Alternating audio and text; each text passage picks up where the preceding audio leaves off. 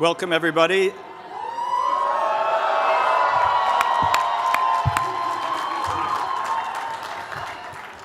Please be seated.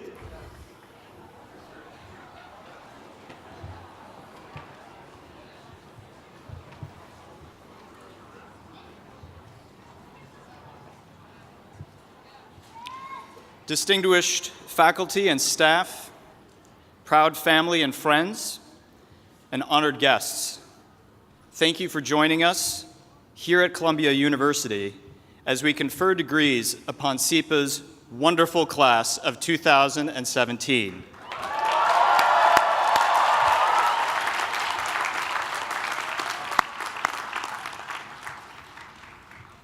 I'm Corey Way, Associate Dean for Student Affairs and Adjunct Assistant Professor. As Dean of Students, it is my distinct pleasure to welcome all of you to Morningside Heights as we celebrate the hard work and the promise of the roughly 750 students who sit before us. We thank the many family and friends, some far away and some present with us here today, who have supported our magnificent students on their academic and professional journeys. And we recognize the faculty, administrators, and staff who prepared these newly minted graduates to tackle the most challenging public policy issues imaginable. SIPA's mission statement provides that we, quote, serve the global public interest by educating students to serve and to lead. My fellow SIPals, we are confident that you are indeed prepared to do just that, to serve and to lead.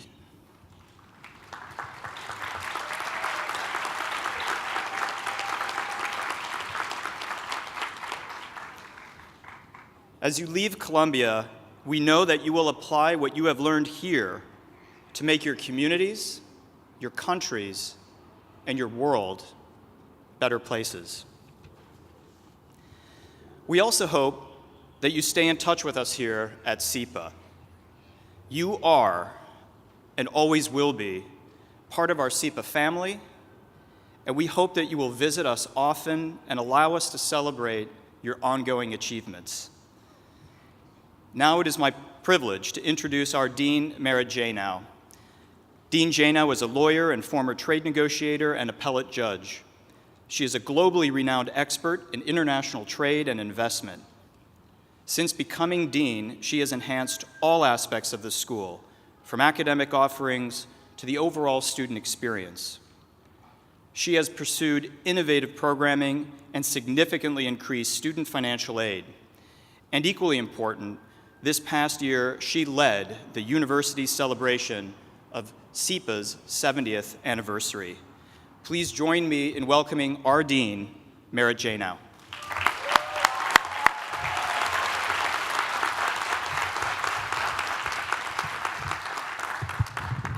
Thank you, Dean Way. Today is a day of celebration. It's a day of reflection, I hope, and it marks a significant achievement in the lives of all of our graduating students. And I want to start with a special thanks to friends and family and guests of our graduates who are here today. We are delighted that you've joined us for this special day, and we thank you for your invaluable support and encouragement. And I would say to our graduates, the family members and friends who are here today are amongst those who cherish you the most and celebrate you the most in this world. And I invite you to join in a moment of thanks and appreciation to those who love you.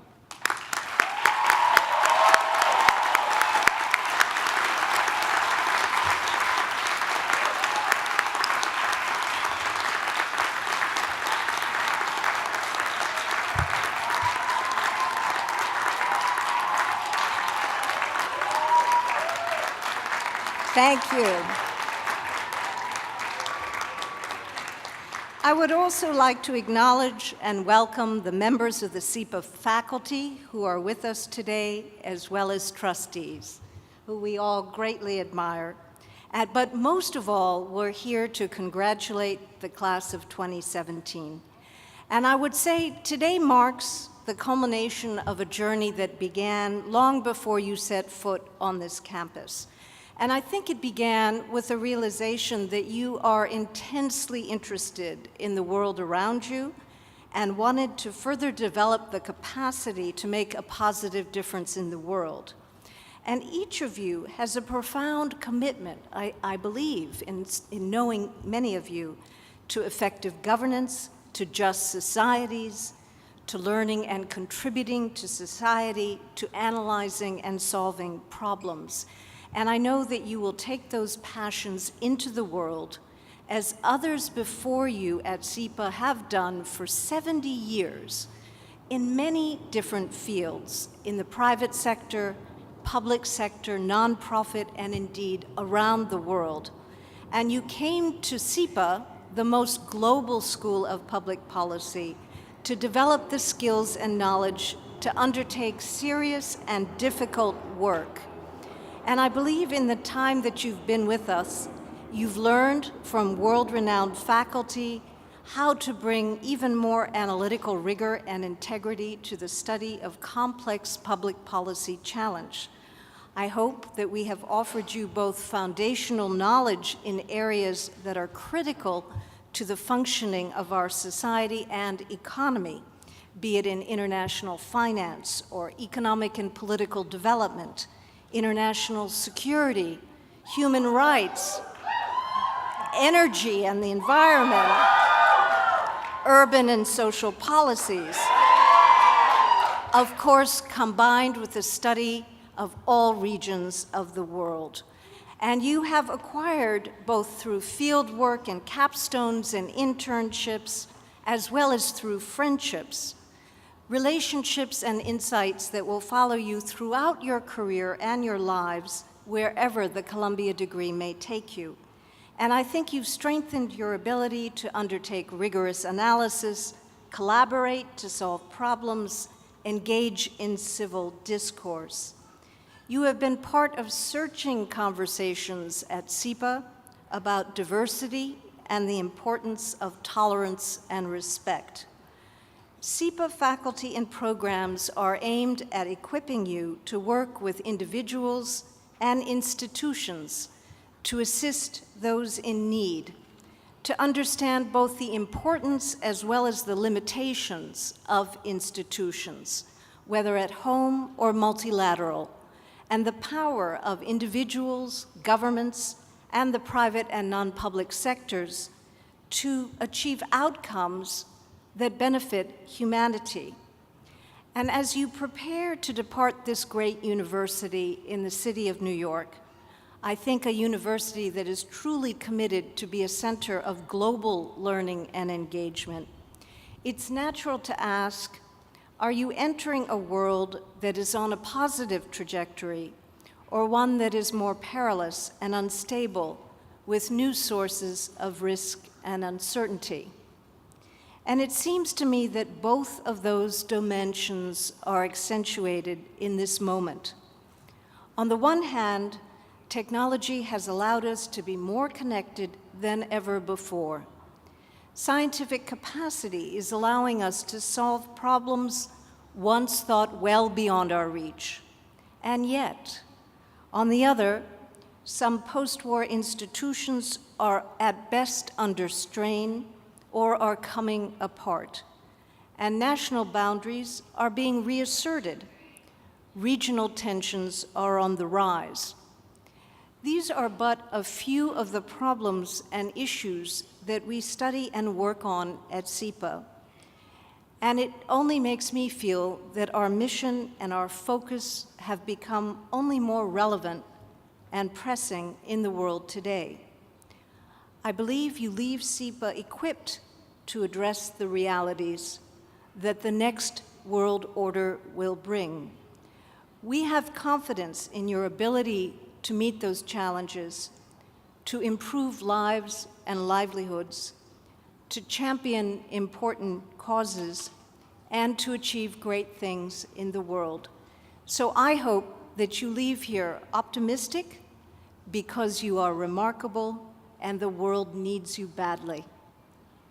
And now it's my pleasure to turn to the many, thank you.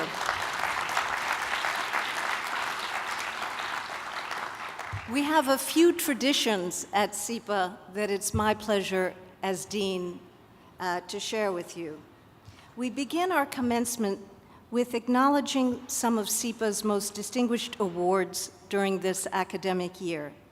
We have a few to mention, so if I could invite you to hold your congratulations till I mention them all, but please do stand for those individuals as I read your names and awards. First, I'd like to mention Mon-Yok Yu, who is the recipient of the Harvey Picker Prize for Public Service, for her exceptional contributions to civic service both at Columbia and abroad. If you're here, please rise. I'd also like to mention Alexander Cox and Isabella Macias, who are recipients of the Raphael Smith Memorial Prize for their essays to be published in SIPA News in memory of the class of 1994 member Raphael Smith. The Dr. Susan Aurelia Gittleson Award for Human Values in International Affairs, and the recipients are Jafar Aslan, Sophia Barnas, Divya Chandran, Elizabeth Clark, Alessandro Fiera dos Passos, Emma Hanel, Jaiwon Ju, Ola Mahajir, and Renad Ahmed. So thank you.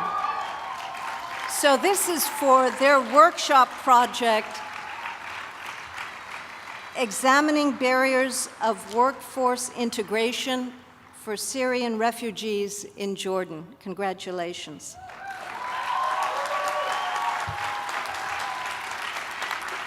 In addition, we have the Lewis and Perry Award for Progressive Sustainability, and the recipients are Sean Bush, Will Jordan, Jaewon Kim, Yen Lee, Dabashri Podar, and Cameron Torion. And this is for their workshop project, Policy Path to Improve Urban Air Quality in Medellin, Colombia. As you can see, the range of things at SIPA is extraordinary. The CAA Campbell Award in recognition of Bill Campbell, Chair Emeritus and University Trustee and CAA founder, goes to Ana Gabriela Gonzalez Gonzalez.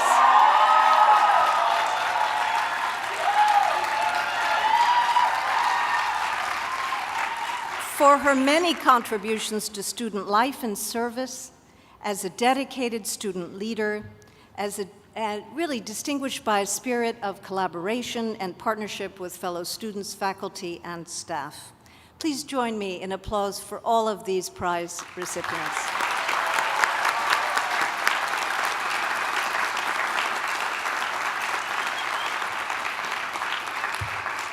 Thank you. I'd also like to recognize two faculty members who've been honored by students this year with the Outstanding Teaching Awards. And for small course, we have Betsy Apple for her course, International Human Rights Law. And for large course, for Lou Riccio for his class,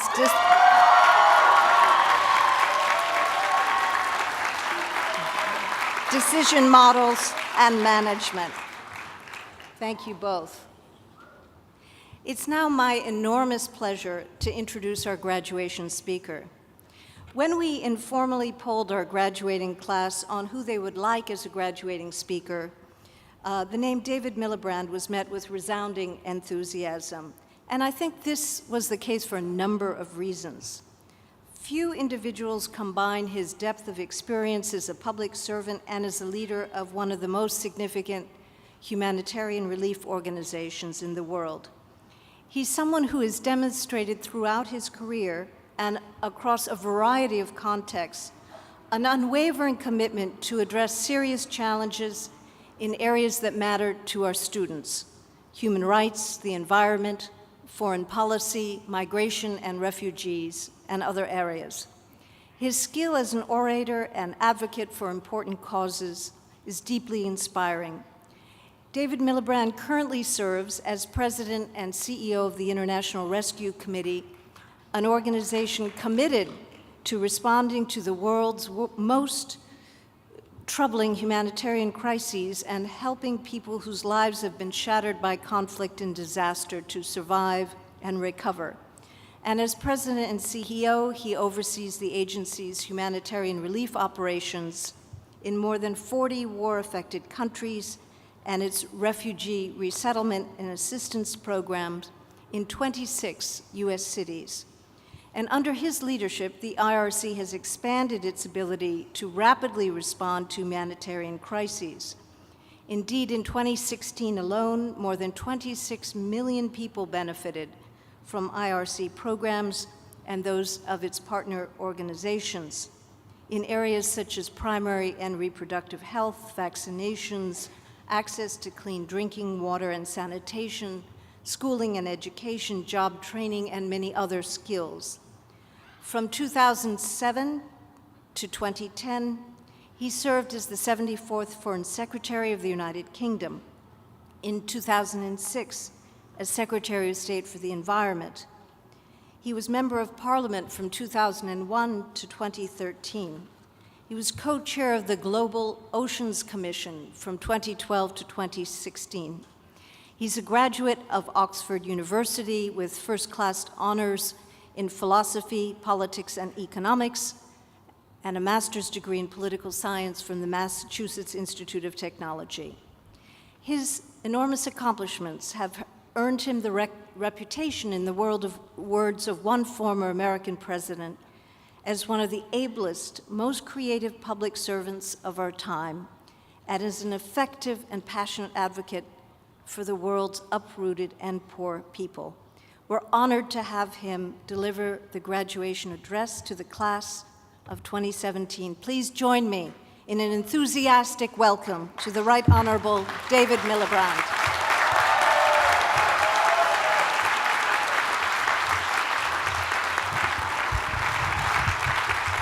Thank you very much. Thank you so much, Dean Janow, distinguished faculty, family, friends of the graduates, and of course, above all, the 750 of you sitting in front of me. I am here for one purpose above all other today, and that is to offer sincere thanks, sincere appreciation, and sincere congratulations to the enterprising, hardworking, eclectic graduate class of SIPA 2017. Many, many congratulations. I know that the standards at Columbia are high, the pace is frenetic, the diversity of classmates from 78 countries is inspiring, but I also know that in graduate studies like this, the expectations are challenging and the aspirations are limitless. All that means is that the good wishes need to be heartfelt, and I assure you that from me, they are. I applaud those of you from public service for your dedication to serving your fellow citizens. I admire those of you from the military for your courage and your service. I support those of you from the private sector who've come here to broaden your experience. I recognize you as those of you from the NGO sector as fellow members of that sector, and I look forward to what you will bring back to the non-governmental sector when you return from here. I also want to offer special thanks to those of you who've come from abroad to further enrich this extraordinary city, proving every day that diversity is indeed strength. And although it's invidious,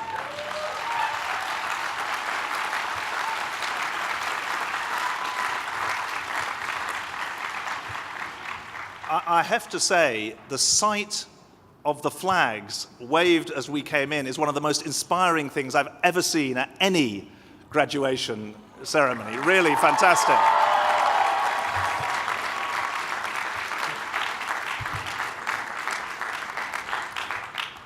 I will take that image away with me, and as a Briton who is proud to be British but also proud to be European, I'm very glad to see some European flags here as well. But there is one small group of students from abroad that I particularly want to call out. I celebrate the fact that there are students here from Sudan, from Iran,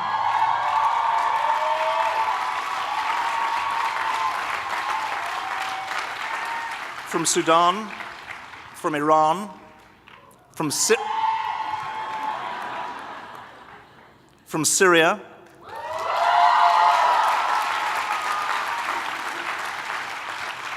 and also from Libya.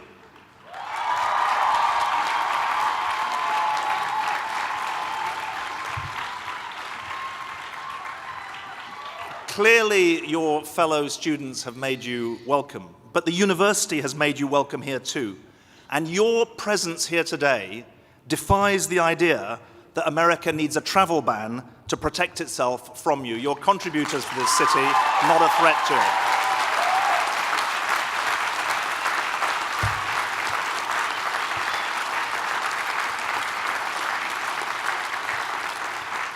I did my graduate degree many years ago, tragically, at MIT, as the dean said, and I hope the professors behind me don't mind if I say that I learnt the most from my classmates.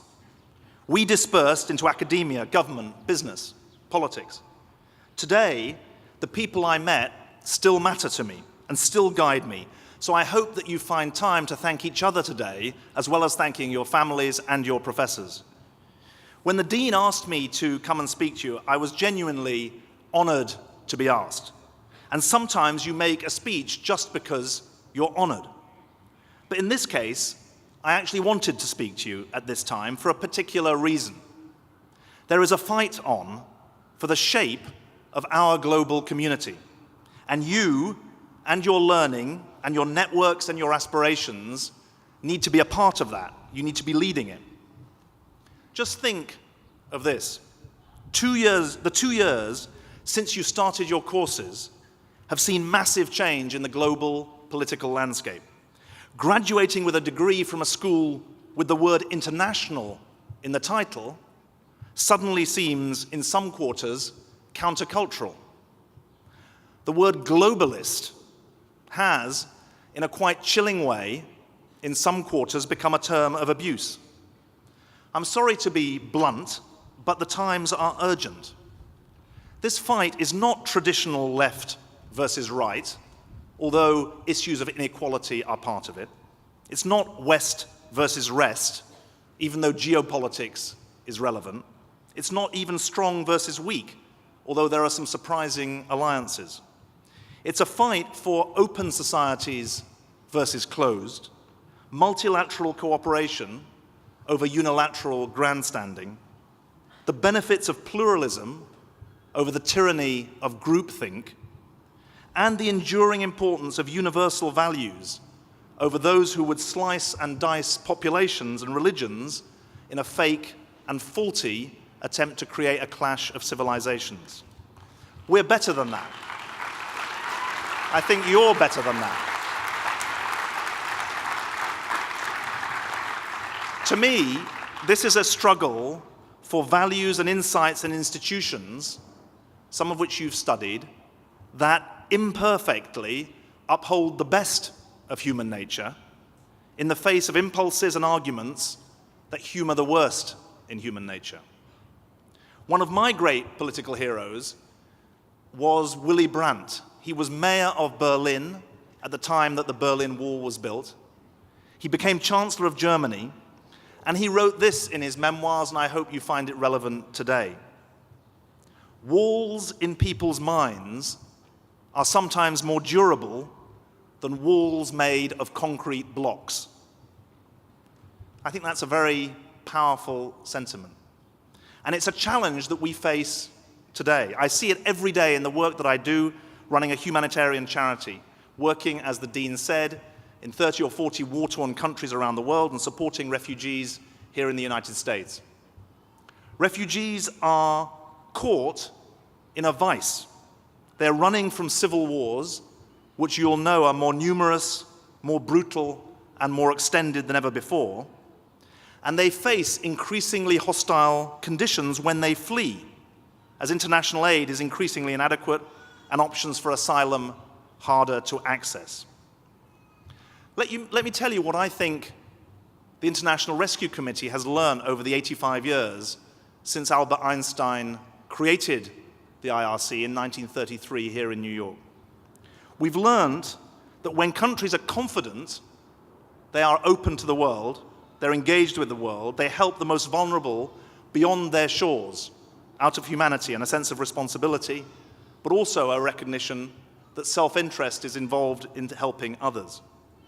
But when countries are fearful or doubtful, lacking vision and direction, they close up, even to people whose stories would make your heart melt. And that is the situation we face today. In that sense, refugees are a weather vane for the direction of the globalization that you have studied. They're symbolic of the choice we now face, to make globalization fair or to see it in retreat. This is my point to you today. The special benefits of your education bring special responsibilities at this time of unusual flux and challenge. Not just for refugees, but for all of us on this crowded, inspiring, exploited, unique planet. Your education has been internationalist. Keep thinking that way. Your education has been interdisciplinary. Don't give up on that. The future leaders amongst you will be able to navigate the public sector, the private sector, and the NGO sector. Your education has mixed people, mixed students from public, private, and NGO sectors. Hold on to that. There are different insights. And your education has upheld the core idea of a university, that diverse points of view are vital to good decision-making. Never let that go.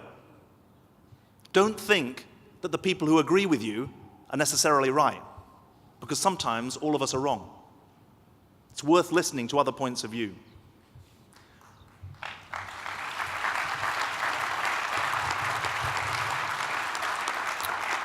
I did my degree in public policy just like you. I first took my learning into a think tank, then into opposition politics, then into government as an advisor, then into parliament, then into ministerial roles, and now into the NGO sector. I'll tell you the hardest thing in each of those roles. It's been to keep on innovating, to make time for thinking, to study what your opponents say, because sometimes they're right, and we need the challenge to think more boldly. The most rewarding thing has been to carry on learning. Lots of politics and lots of government is about talking. But in my experience, there aren't enough good listeners in politics. The most successful leaders are really good at both. And I mean really listening, not pretending that you're listening. I thought I would share with you 3 reflections on what I would be prioritizing if only I was 30 years younger than I am now. 3 things that I think are important, not just for you, but for all of us. The first is the need to bring back into harmony the politics and the economics of globalization, because at the moment they're pulling each other apart. When I went into politics in the 1990s, it seemed that economics and politics were aligned behind rising wealth and growing stability. The governor of the Bank of England at the time called it the nice decade, non-inflationary continuous expansion. Today, that isn't the case. The global economy is boosted by migration, yet the politics of migration is tearing Western societies apart. The global economy is stabilized by international cooperation, including support of creditors to debtors. Local politics, as the euro crisis shows, is very difficult. Global economics is boosted by open trade. But we all know, having lived in the US for the last couple of years, that the local politics over trade is in revolt. And global economics demands investment in the young and retraining of the middle-aged. Local politics is driven by the high voting rates among the old. Unless and until the economics of globalization starts to serve majorities, not minorities, it will suffer more than a backlash. It will be sent into reverse. And our job is to bring the economics and the politics together. The second reflection is the importance of learning the right lessons from this phase of globalization. It's easy to see the failures, the scarring experience in Iraq and Afghanistan and now Libya, the skepticism about the competence of regulators and the morality of business because of the financial crisis, trade agreements that are tainted by job loss. But I want to make a different point to you. We've got to learn the right lessons of the successes of globalization and the need to mitigate the risks of success, not just the risks of failure.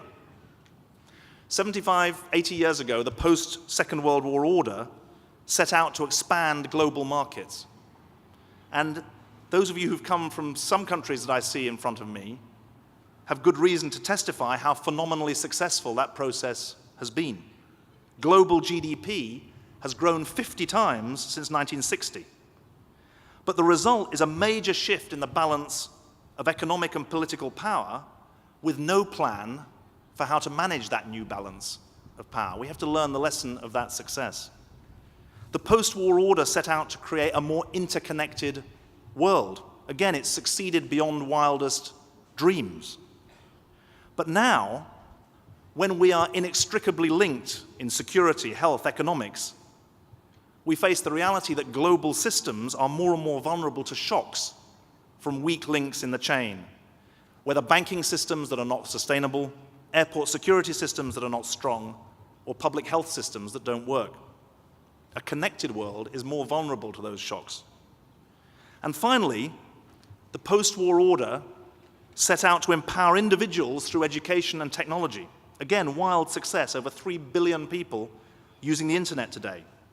But that has left government institutions looking like dinosaurs in the digital age. And frankly, it scares me that a survey of 6,000 Europeans in 7 countries last month showed that just half of Europeans aged 16 to 26 believe democracy is the best form of government.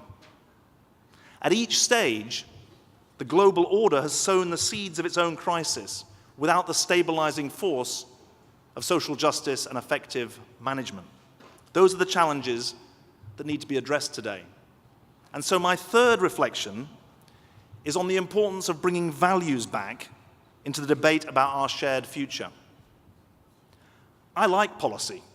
So do you. So do the people behind me. I've been called a policy wonk.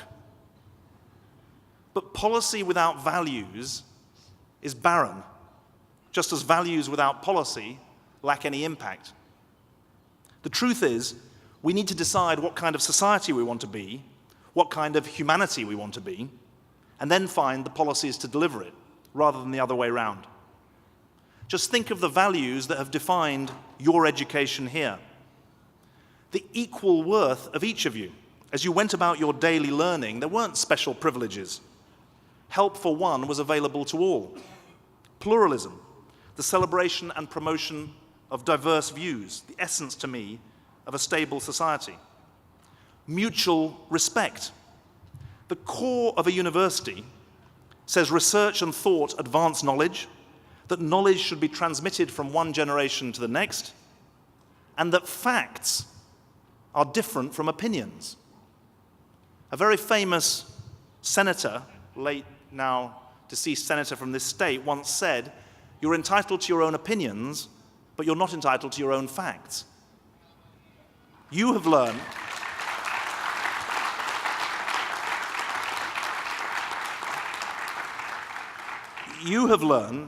that there are not, quote unquote, alternative facts.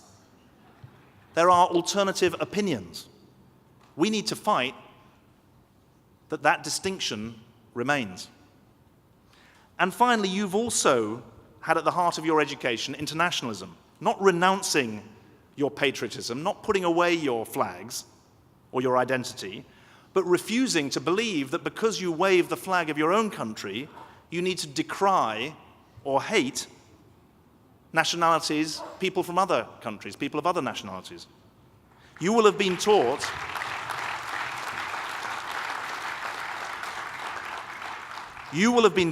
in your classes that foreign and domestic policy are linked, and they are. Because internationalism is in the air we breathe, literally as well as metaphorically. And every day in the work I do, I see what happens when fundamentals of equal worth, pluralism, mutual respect, and internationalism are under assault. Children are not educated, women and girls are abused, displaced people are left in limbo. So my message is this: don't be afraid of your values. They are your sharpest sword and your strongest shield. In the words of Václav Havel, the former president of Czechoslovakia and then the Czech Republic, vision is not enough. It must be combined with venture. It's not enough to stare up the steps. We must step up the stairs. Remember this, for my generation, the Cold War was fought to break down walls. The danger now is the opposite, that new walls, as Willy Brandt said, walls of the mind as well as walls in concrete, new walls define the first half of the 21st century in the way that the Iron Curtain between East and West defined the second half of the 20th century. And then on the back of walls to keep people out comes a vacuum in the international system. Weaker institutions, more erratic unilateral actions by countries with the ability to enforce their will, more disorder in the global commons. That's not a future I want. I believe our job together, whatever your field, whether you're going into the public, private, or non-profit sector, our job is to fight against that. A world of connections, diversity, and compassion is not somehow cosmopolitan or Western. It's actually the best of humanity, which we need to defend together. And that's something I look forward to doing very much indeed. Thank you very much.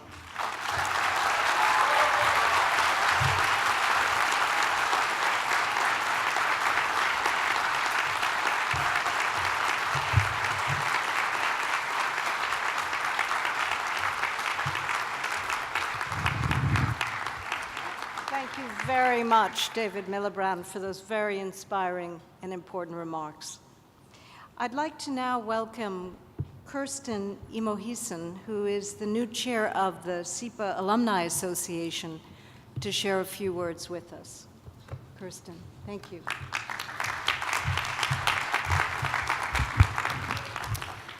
Thank you, Mr. Miliband and Dean Jano. It is my great pleasure to be here today with the extraordinary class of 2017 to congratulate all of you and welcome you as SIPA's newest alumni. While graduation celebrates the awarding of your degree, it also marks the beginning of your new engagement with the world beyond SIPA. Your SIPA education has equipped you with much of the knowledge and many of the skills necessary for success. But whatever your objectives, ultimately, it will be up to each of you to achieve your goals. I am pleased to tell you that SIPA's alumni community can be of help. Your SIPA degree entitles you to membership in a unique network of more than 20,000 alumni in over 153 countries, all of them united by their shared experience and their desire to make the world a better place. As the incoming chair of the SIPA Alumni Association, I welcome all of you to this vibrant and diverse community and encourage you to stay connected with each other and with SIPA. With this in mind, the SIPA Alumni Association is pleased to present each of you with a small graduation gift, which will be available at the reception immediately following this ceremony. We hope that this memento will evoke fond memories of your time here at SIPA and will encourage you to stay in touch and keep us updated with your contact information and any exciting personal or professional developments that you wish to share. The SIPA alumni community is eager to know you and to help you, so please stay involved with SIPA and play an active role in the Alumni Association. Connect with fellow SIPA graduates in the online alumni community, participate in SIPA's mentoring program, or volunteer to speak with admitted students. Come back to visit at our annual Alumni Day or class reunions, celebrate with us at the Global Leadership Awards Gala, and join us for informed discussions and networking at any of the SIPA alumni events around the world. Most importantly, as you embark upon your newest journey, always remember why it was that you chose to attend SIPA. The remarkable faculty and staff that helped to guide you, the outstanding students that challenged or inspired you, and the loving family and friends that stood behind you. On behalf of the Alumni Association and the SIPA alumni throughout the world, we welcome to our distinguished community and congratulations again on your extraordinary accomplishment. It is now my privilege to introduce our next speaker, Thomas Guerra, who served as the president of the SIPA Student Association.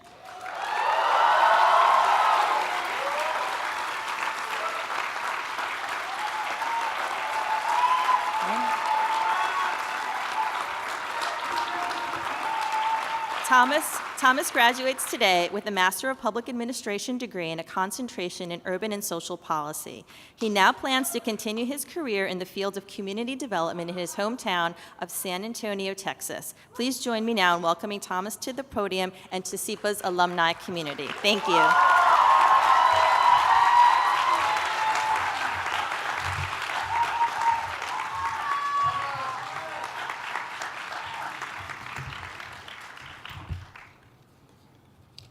Thank you, Kirsten. So first and foremost, once again, we did not get here alone. So it's paramount for us to show appreciation to the loved ones here in the audience. Class of 2017, I'm going to ask for your help in saying thank you to the loved ones we have here today.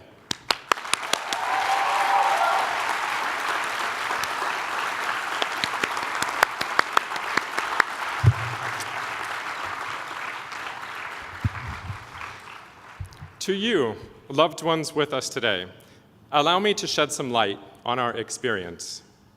In core classes, we studied economic theories and principles, along with corresponding public policies. We also studied international political structures and institutions of governance.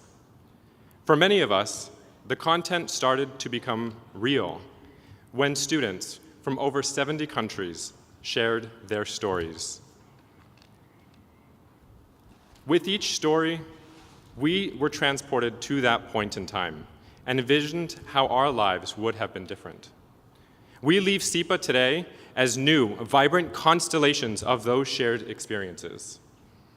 These insights encouraged a global student body to envision a bright future. Take Ashley Montgomery, for example, from the Human Rights and Humanitarian Policy concentration. She sees a future where gender equality across the world turns from a possibility to reality, and has dedicated herself to ensuring that all women are encouraged and included in the fight for gender parity.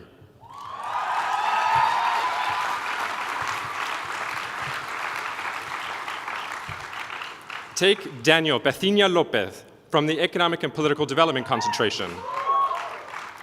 He sees a future for the European Union, including his home country of Spain, where multilateralism will continue to create opportunities for peace, development, and prosperity.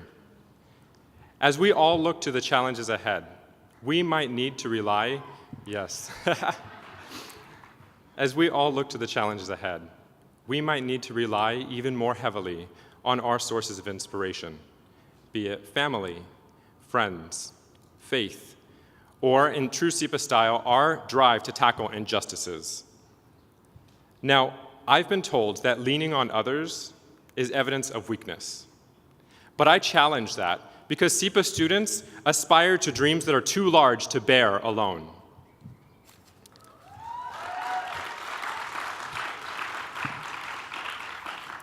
For me, one pillar is my husband, my partner, or more aptly put in his native language, Mo Anam Kara.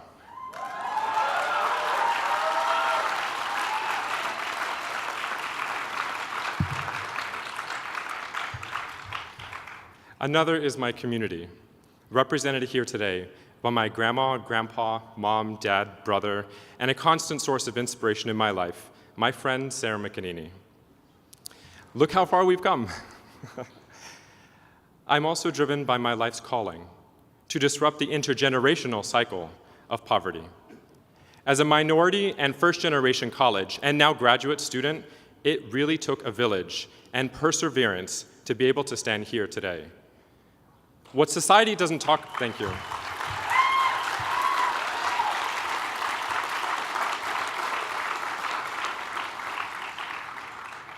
What society doesn't talk about, though, is that chronic poverty builds neurological roadblocks created by the body as a defense mechanism against perpetual stressors. This, in turn, hinders a person from being able to have control over their own life. I've been blessed to take a closer look at this during my studies across Columbia and learned that a major turning point for my life came from being gay. Upon growing up gay, I received threats like, if my child were ever to be gay, I would take him out of this world just as quickly as I brought them into it. As I got older, those threats were replaced by actions, with violence, compromising my physical safety. I felt to even have a chance at life, I had no other choice than to forge a path out of there.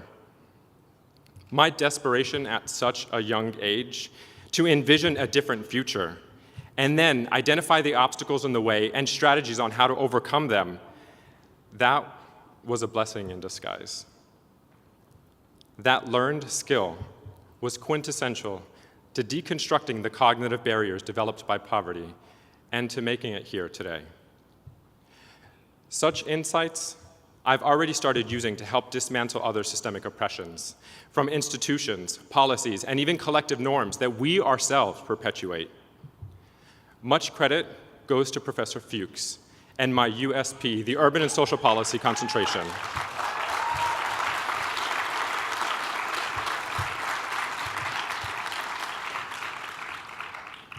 To my classmates who bravely shared their similar experiences, especially as part of Adriana's groundbreaking work published in the Morningside Post,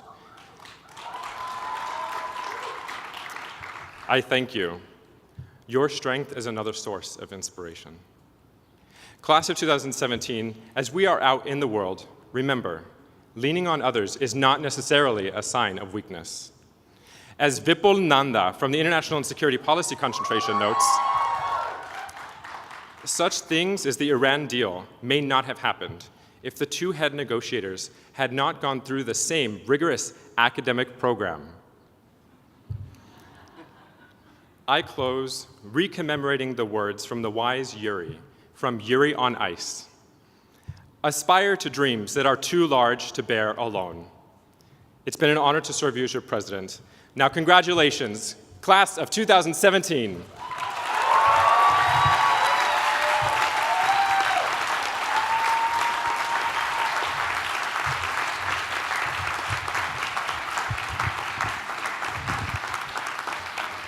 Thank you, Thomas. You have been a tremendous leader here, and we are grateful and appreciative. It's my privilege now to welcome faculty and deans to the stage to read aloud the names of our remarkable class of 2017. And we start with Dr. John Mutter, Director of the Ph.D. program in Sustainable Development, the first of its kind, and a remarkable group of individuals who join it. Dr. Mutter.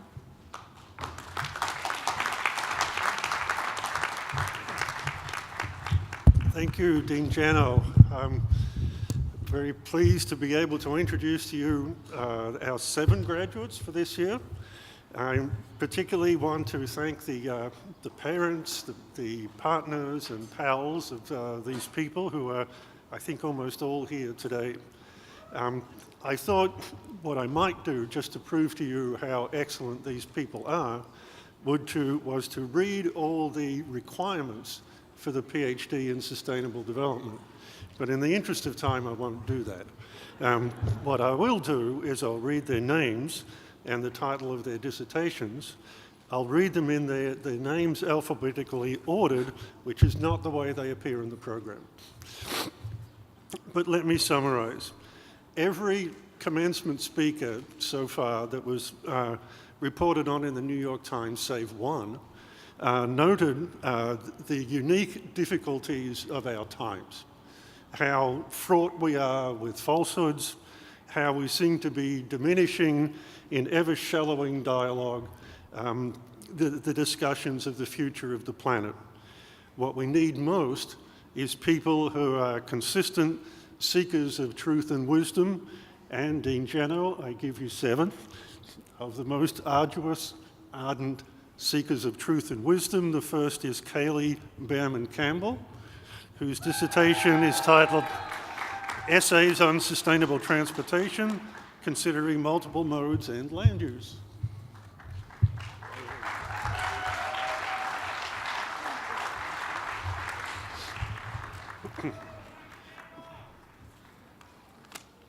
Anthony D'Agostino, Essays in Climate and Development Economics.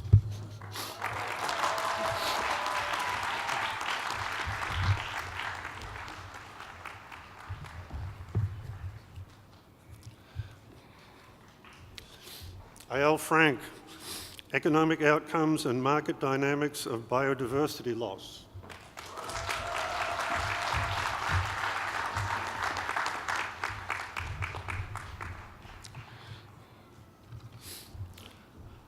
Stephanie Lackner, Earthquake Ground Shaking and the Socio-Economic Impacts of Earthquakes.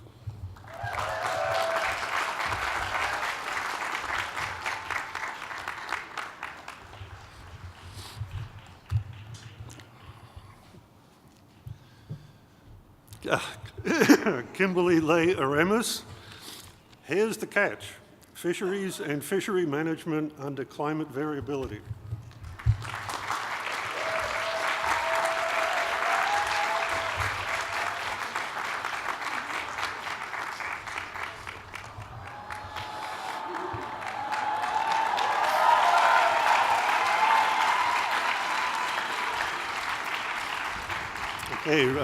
Runan Yu, Environment and Economic Growth.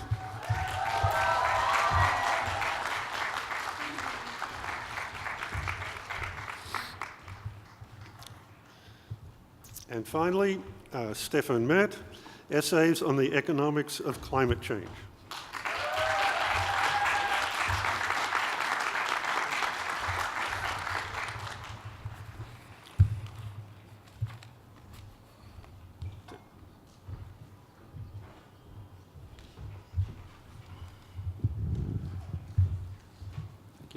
I'm Eric Verhoeven. I'm the Vice Dean of SIPA, and it's my great pleasure to read the names of the graduates in the Masters in Public Administration.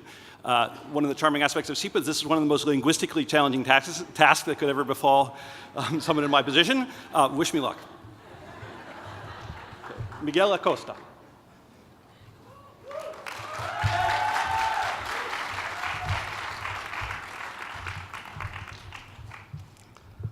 Utsav George Ukari.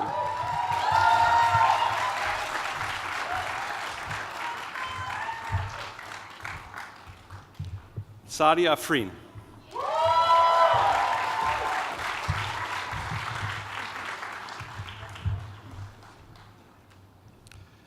Yusuf Aligfeli.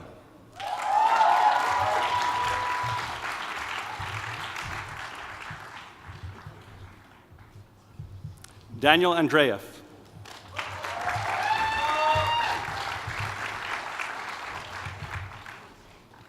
James Archer.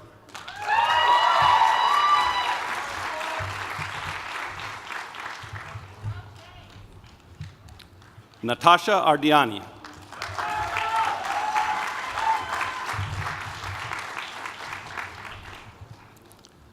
David Arnold.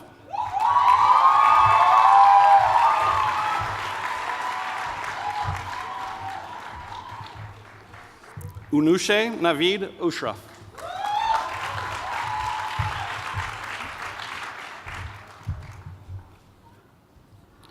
Natasha Avanesians.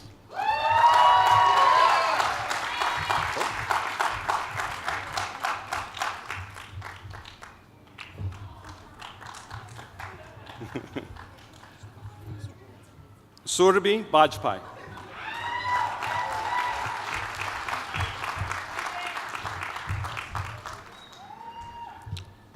Jarrell Baker.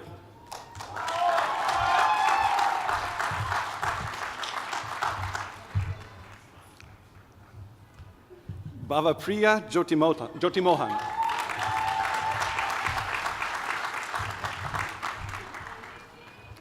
Raul Bata.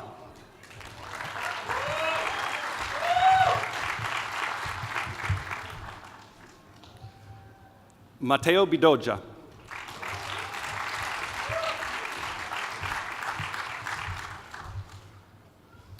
Zara Bokhari.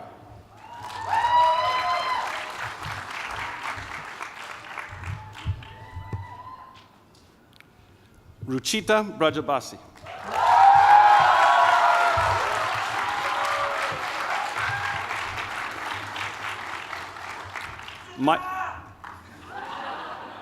I should have said Ruchita.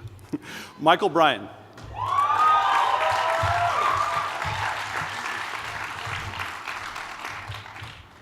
Edward Burke.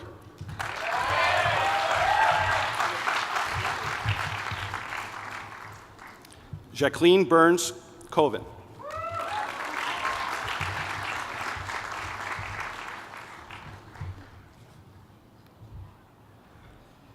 Danielle Barros.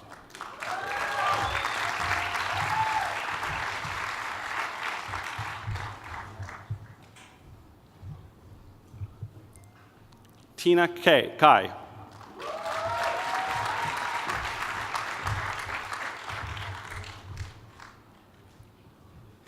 Alejandro Cajas Gonzalez.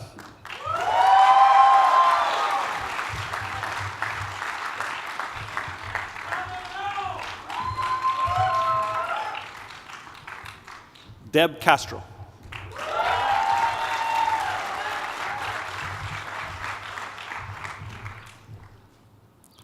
Ben Serini.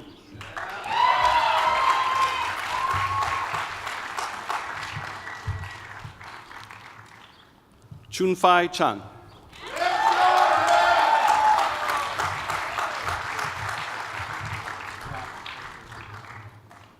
Divya Chandran.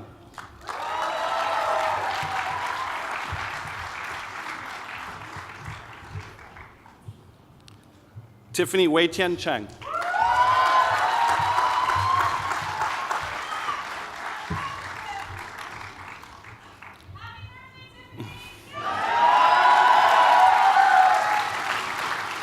Ray Zhao Chen.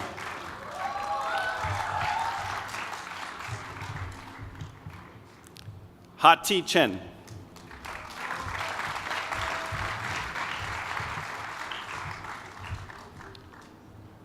Wentong Chen.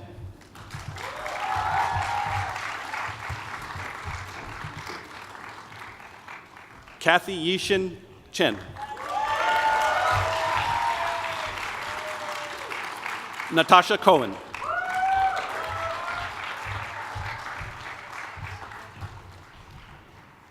Alexander Cox.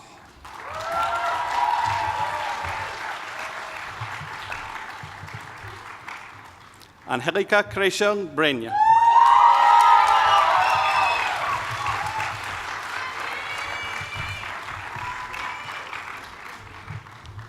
Su Young Cui.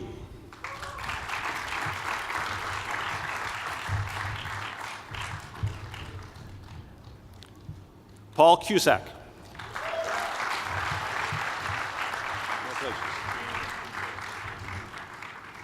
Juliana de Mendiola.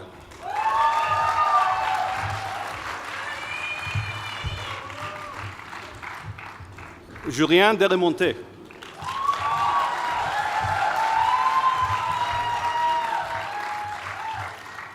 Rachel DeMars.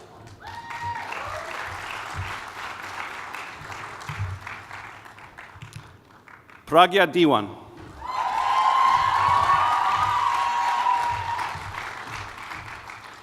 Lucia Diaz Martin.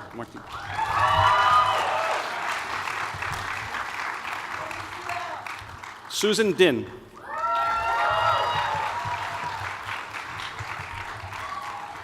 Shitrao Dong.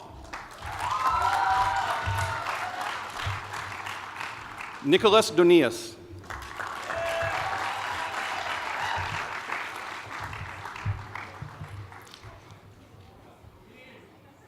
Alessandro Pasos.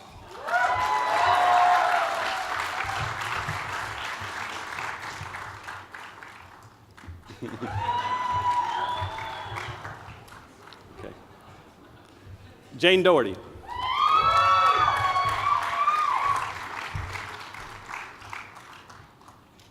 Dawn Dunlop.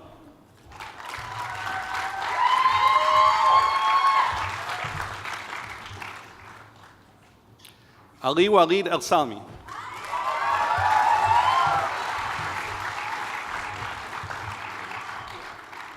Hirotoshi Emma.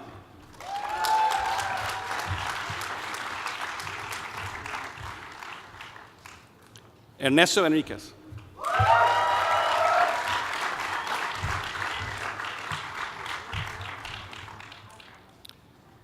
Isaura Espinosa.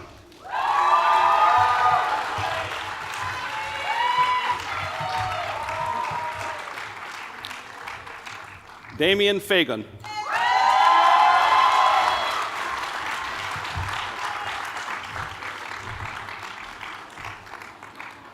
Laura Ann Farron.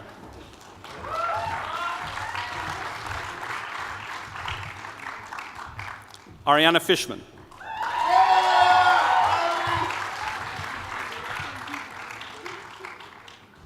Ariel Flags.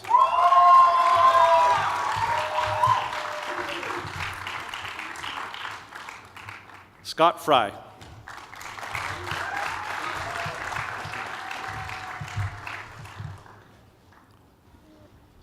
Laura Liliana Galindo Gonzalez.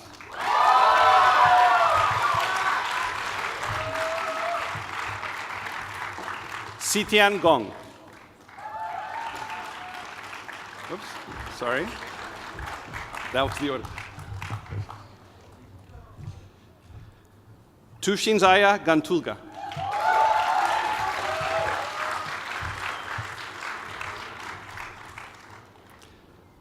Xinwei Gao.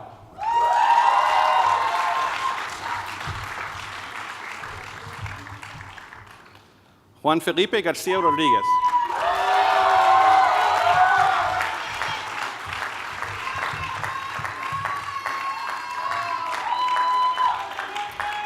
Ana Gabriela Gonzalez Gonzalez.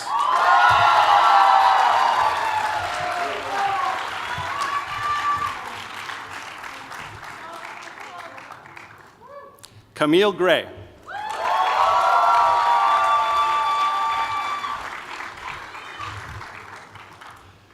Jordan Grimshaw.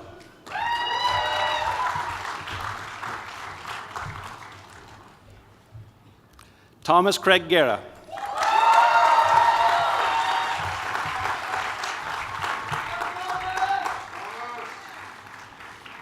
Renzo Giuliano.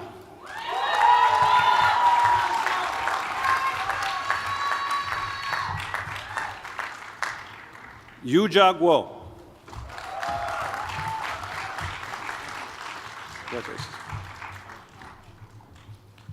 Chu Hyun Ha.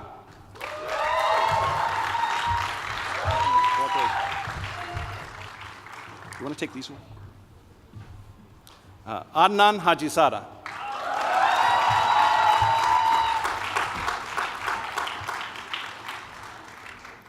Brody Hale.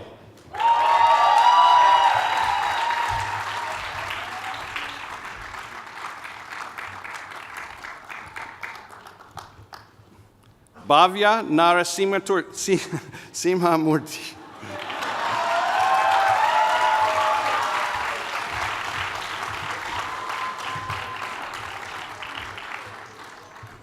Kritika Harish.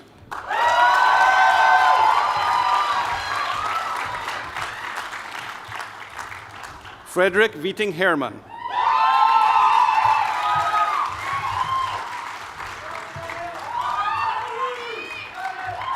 Andres Hernandez Fonseca.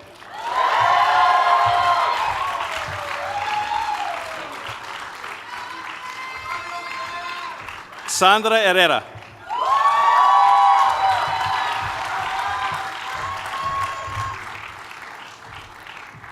Autumn Chuyuan Huang.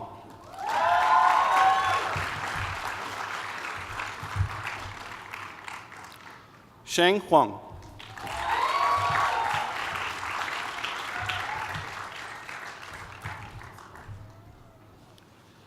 Toby Hyde.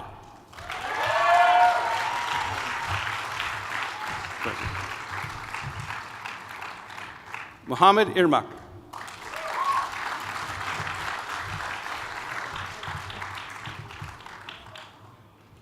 Ayaka Amano.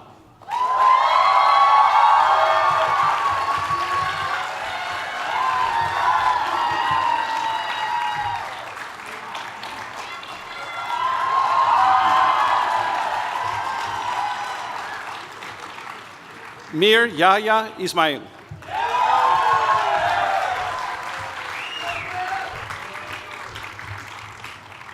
Altenbeck Ismailov.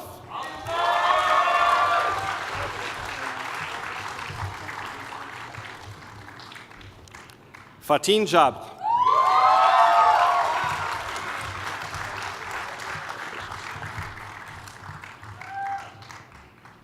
Marcia Jean-Louis.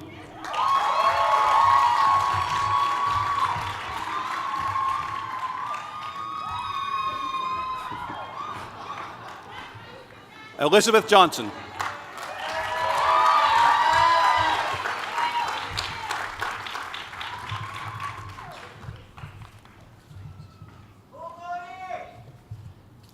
William Jordan.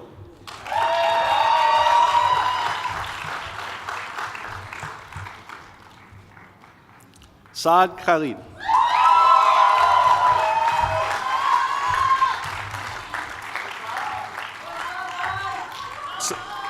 Sebastian Kiguel.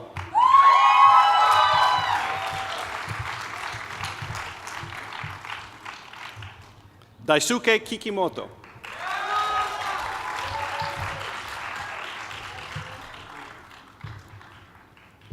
Viju Kishore.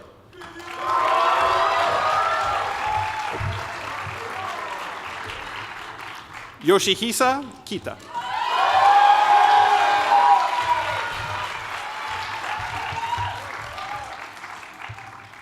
Christoph Kramer.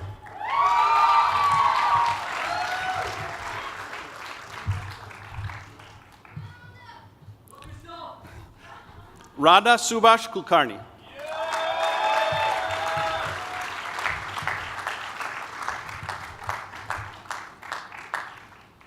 Aaron Cooler.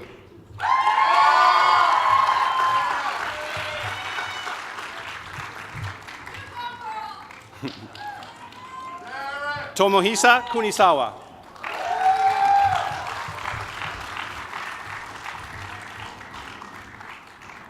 Kentaro Kuretani.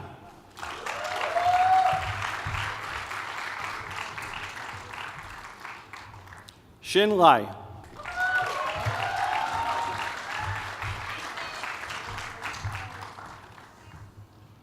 Nessa Ratorn Lalit Wanichkul.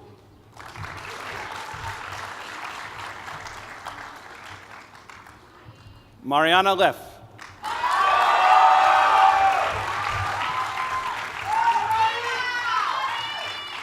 Patricia Lataif.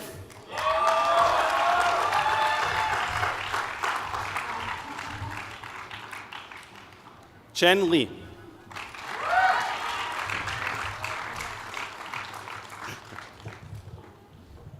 Funa Li.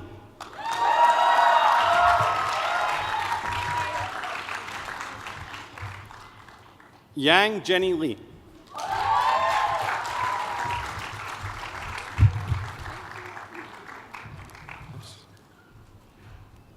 Yingying Li.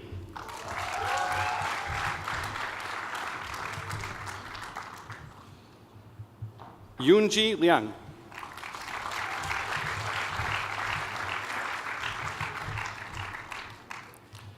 Andrew Liu.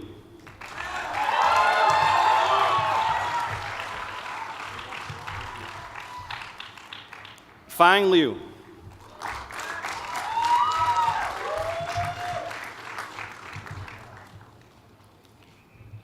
Jingyi Liu.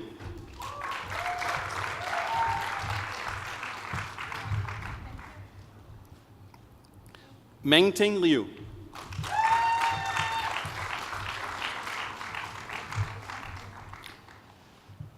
Siyu Liu.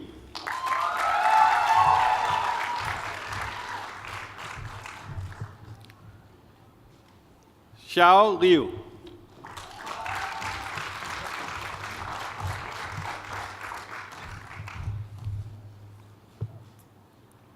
Yiting Lu.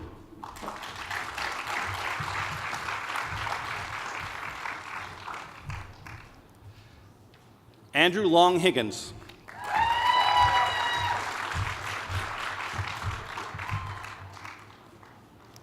David Lowe.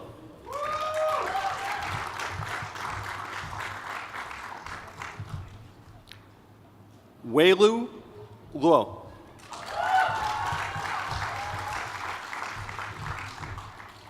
Robert Marshall.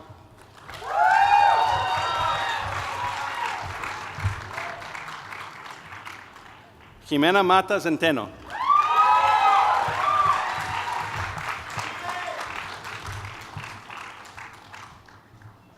Sayako Matsumura.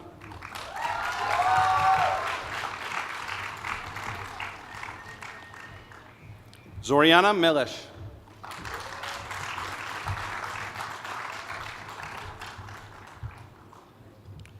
Rui Men.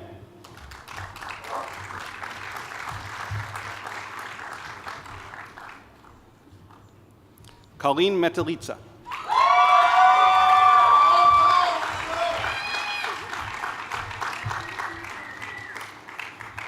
Abhishek Mittal.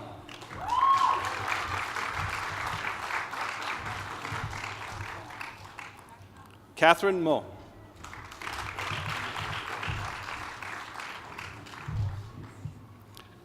Zefeng Mu.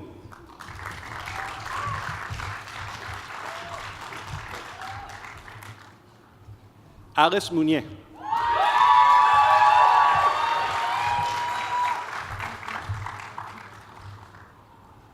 Tyler Cameron Muntin.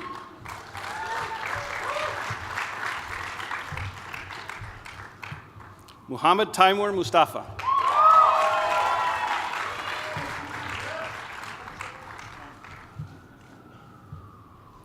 Avanti Narayanan.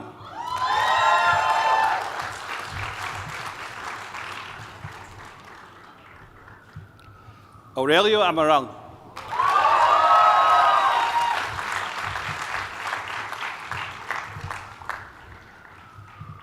Janani Natarajan.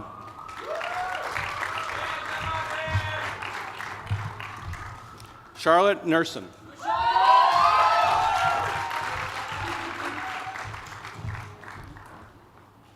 Teresa Niederle.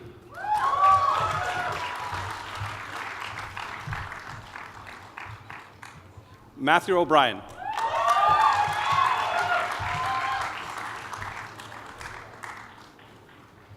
Gloria O.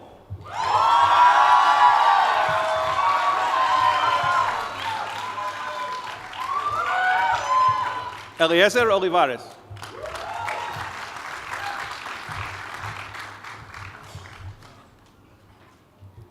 Haruna Ono.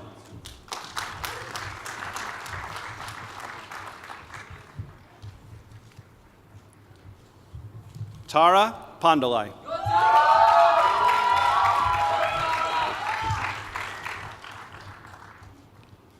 Dhruv Pandi.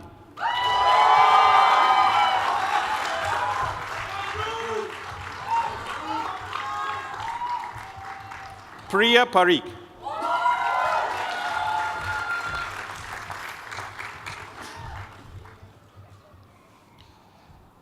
Isabella Pirales, Señor.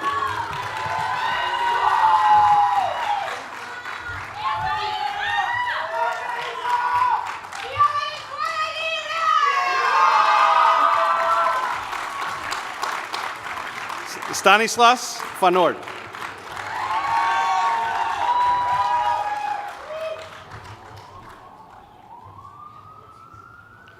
Devashri Podar.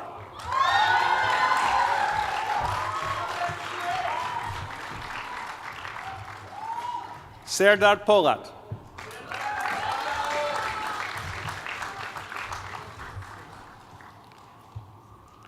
Annie Pope.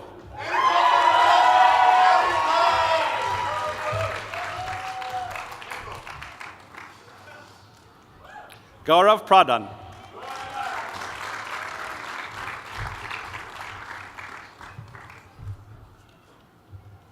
Brandon Morcell Spencer Primus.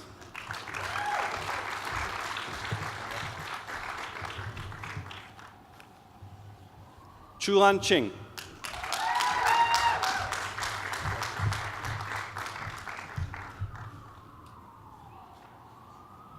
Shangyu Kul.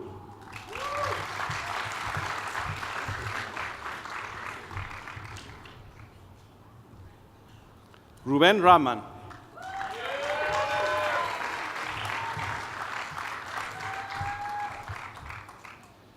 Santiago Ramirez.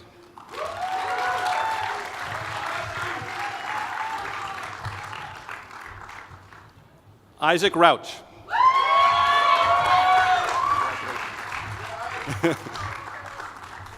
Certain things are permitted of former deans of SIPA. Congratulations.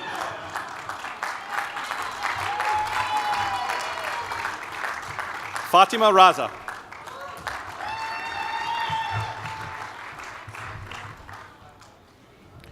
Loreto del Pilar Reyes Reboriero.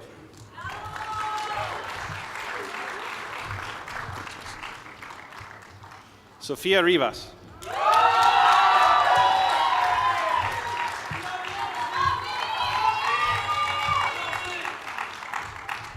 Sergio Rodriguez.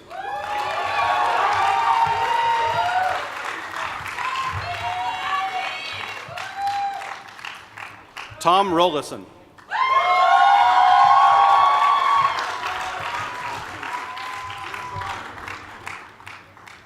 How wrong?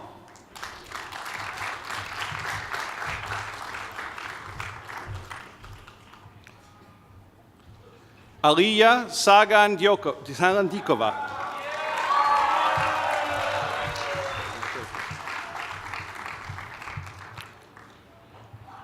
Kanis Fatima Said.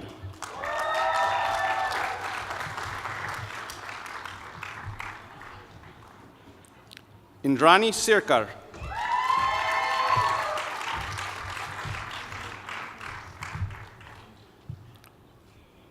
Raphael Schleicher.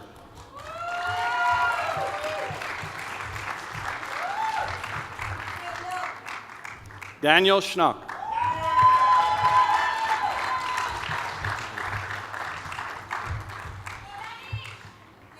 Anthony Scott.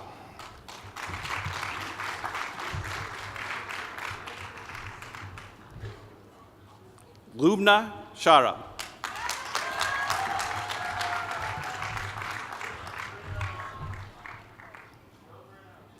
Prerna Sharma.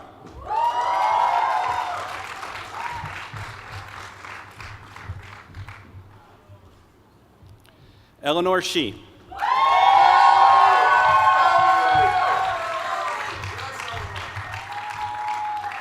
Stephanie Shi.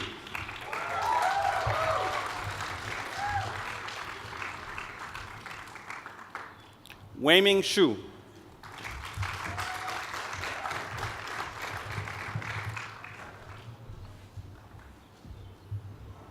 Clara Siqueira Neves da Rocha.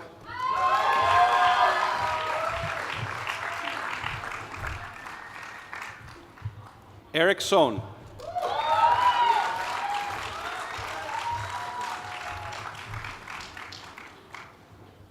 Sun Young Son.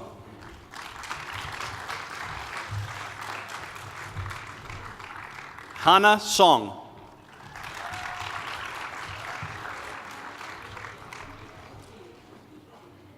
Han Su.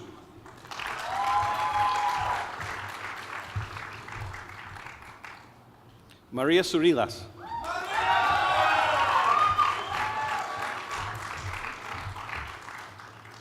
Sonia Nina Suter.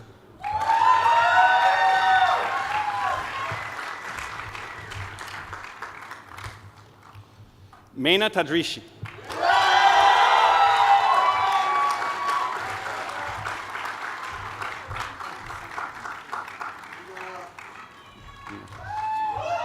Kasumi Takahashi.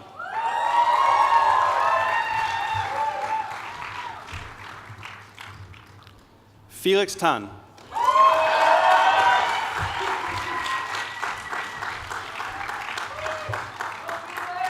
Ingrid Tang.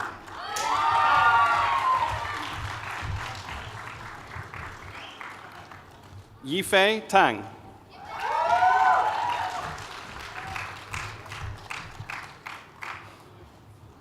Yushuan Tang.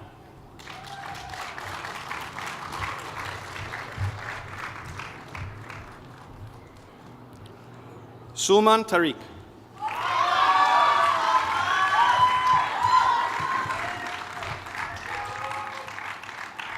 Margaret Thomas.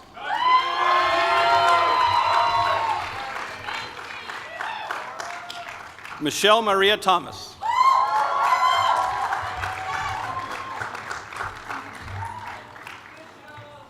Yuan Tian.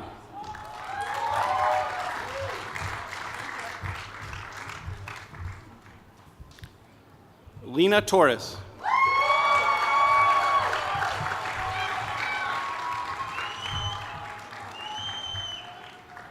Seda Turksever.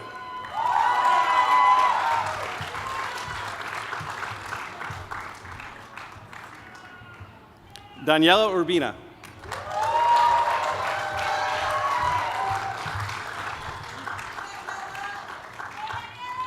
Christian Van de Werken.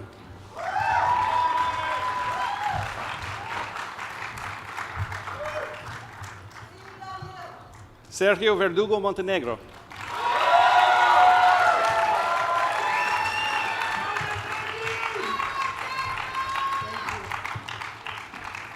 Sam Schneider.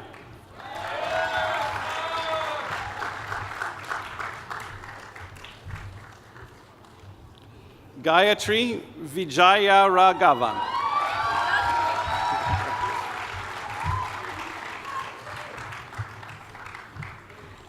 Hao Wang, or Wang Hao.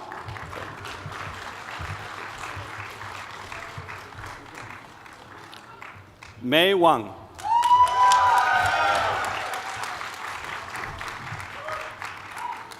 Rufei Wang.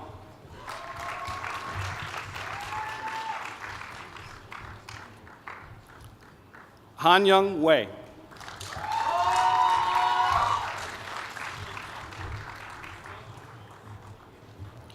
Matthias Weyer.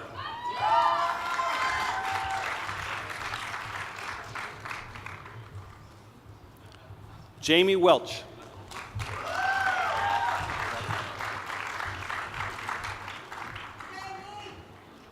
Min Wen.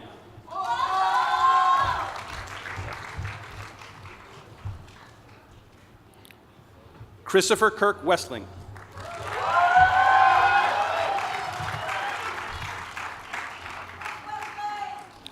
Ginger Whitesell.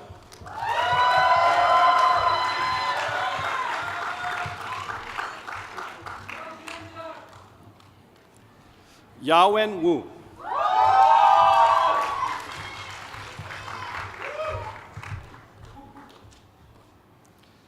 Chulin Xiao.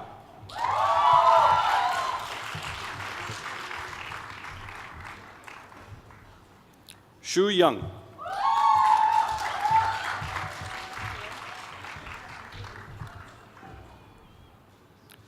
Zuyu Yang.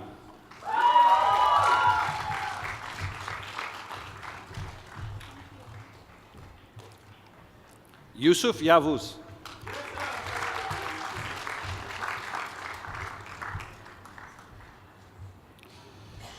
Tahir Yermakbayev.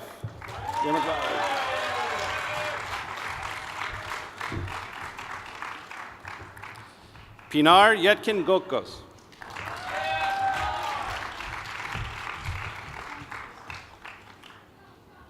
Mon Yok Yu.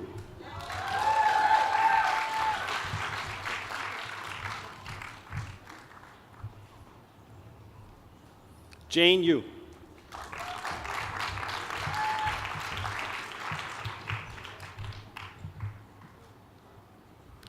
Sydney Zetoun.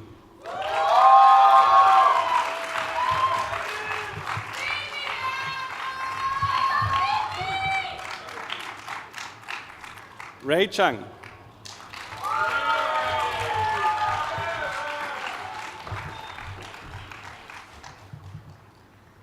Suhan Trang.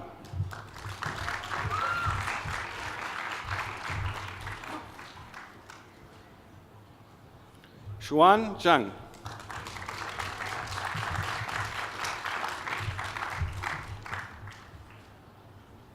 Yuan Guan Zhong.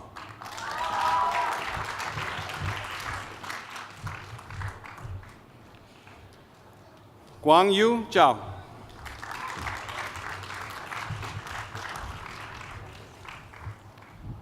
Wei Zhao.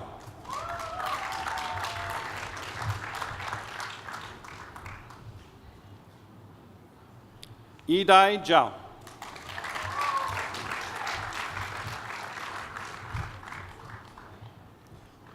Last but not least, Maisie Zheng.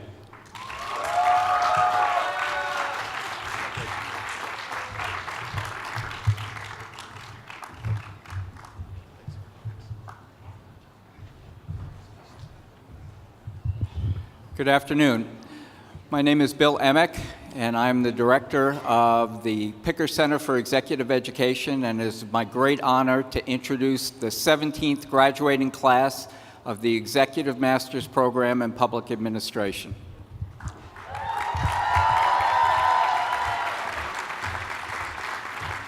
Manal Al-Shahil.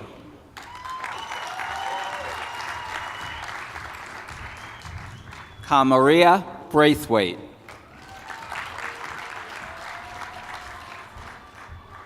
Yolande Kador. Piro Cheche. Michael Chang. Megan Decker. Timothy Denterline. Sarah El-Zaftawi. Eric Espenberg. Barbara Faraci. Gisette Gomez. Randy Allen Hennick, Jr.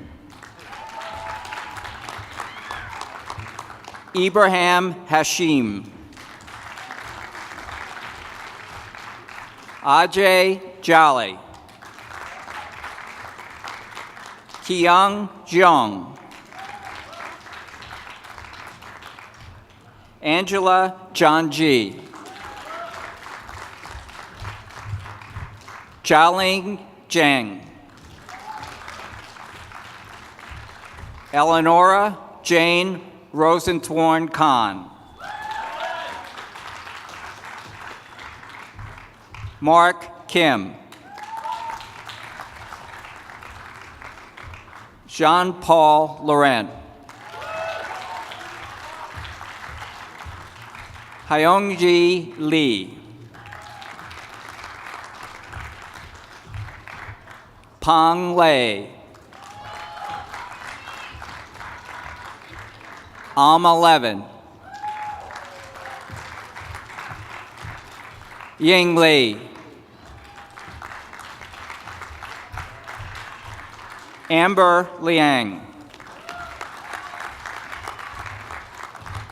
Shu Chen Lin. Monique Lopez. Amy Liu. Alani McCord.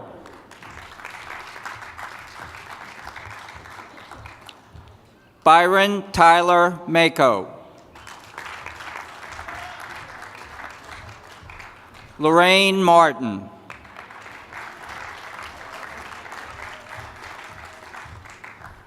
Mustafa Masoudi. Julie Marino Carrila.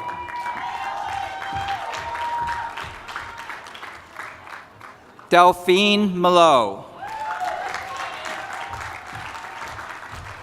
Skeeta Mohan.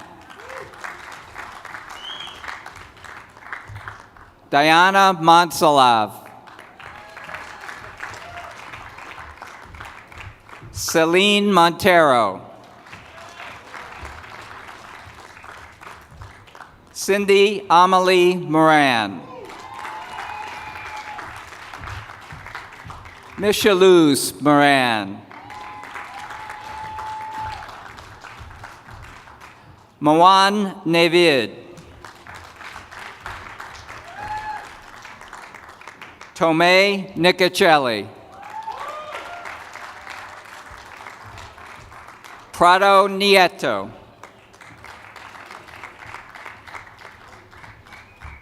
Shakib Nouri.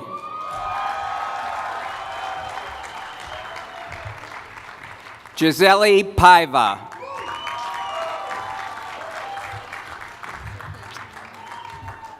Nicholas Porter. Emily D. Ramos. Lucia Rodriguez. Ricardo Rodriguez. Caitlin Barnett Sherman. Willen Bueno Silva. Sophia Sunwoo. Asia Ta. Harish Tuzla. Jeffrey Velasquez. Monica Viana. Maurice Wiggins. George Wu. David John Zhang. Anwar Jaradini Zaria. Clark Zhu.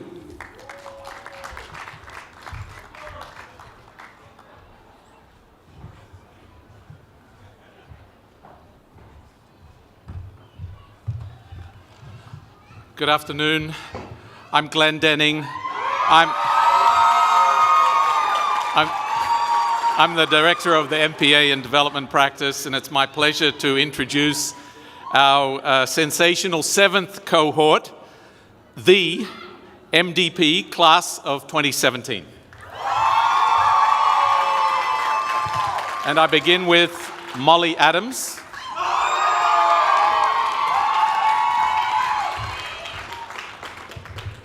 Rahma Sheikh Ahmed.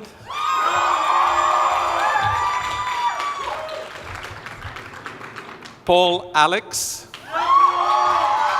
Congratulations, Paul.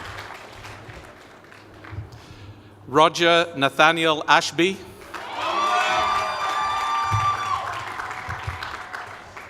Well done. Avaze Atari.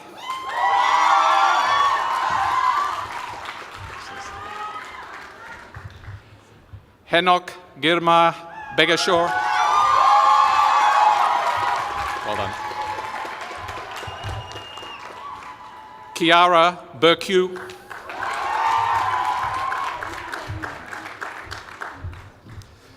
Rachel Berman.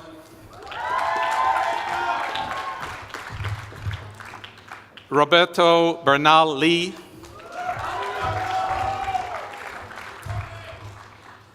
John Biberman.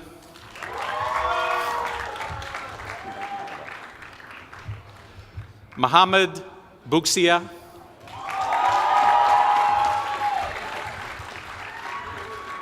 Ross Carstens. Yaira Chung.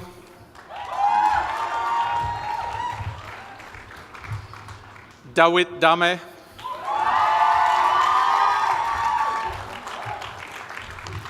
Sophia Davis.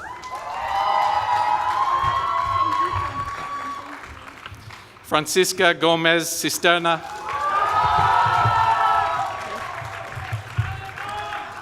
Paul Gu.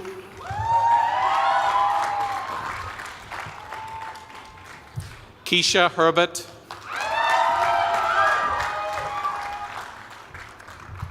Farida O. Ibrahim.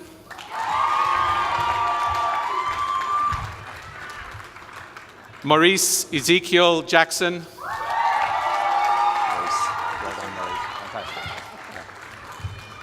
Josh Jacobson.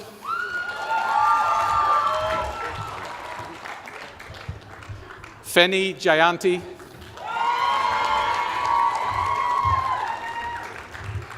Veronica Chukwudubem Gideonwu.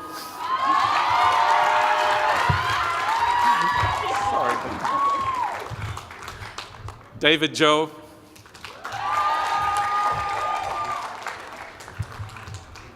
Monica Johnson.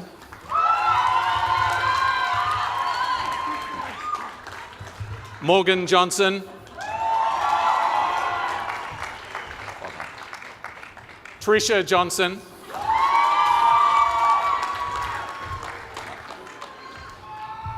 Erica Francis Jordan.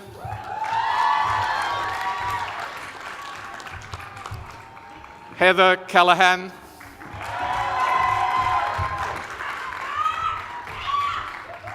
Arisha Khan.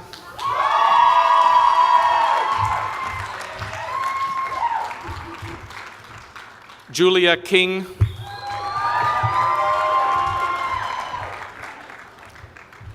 Jenny Lee.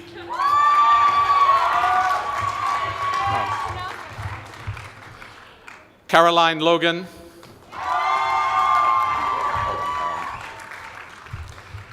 Ashley Macquarie Tomei. Sethalie Marroquin.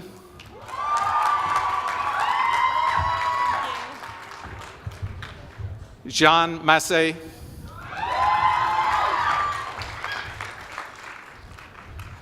Laura Ochoa Foschini.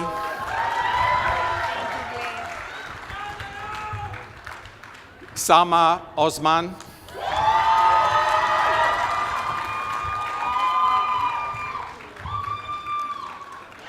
Magna Palepu.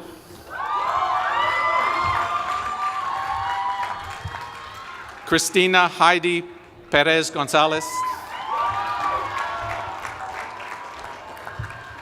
Mihir Prakash.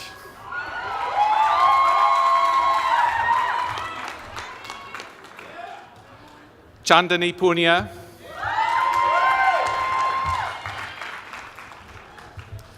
Juan Manuel Puyana.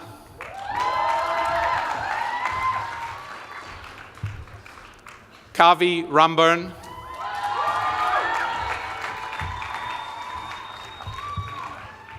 Vali Alieu Sanor.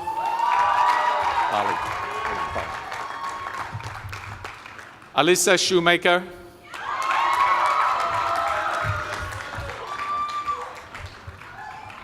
Aditya Subramanian.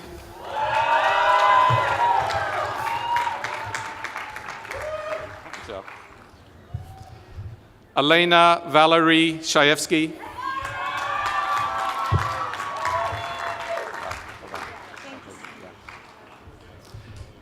Pisha Tias.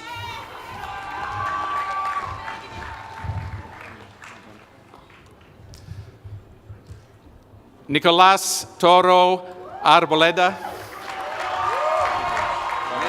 Good job. Yeah. Gary Verberg.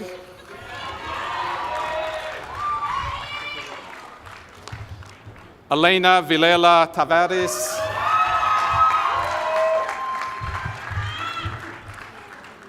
Aishwarya Visweshwaran. Congratulations. Chalum Kwan Nut Waranit.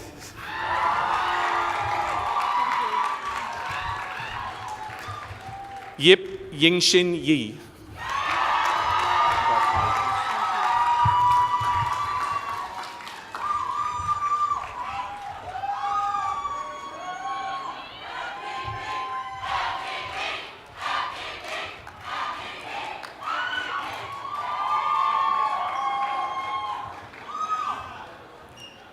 Good afternoon. I'm Guillermo Calvo, and I'm honored to introduce the 2017 class of graduates from the Program on Economic Policy Management.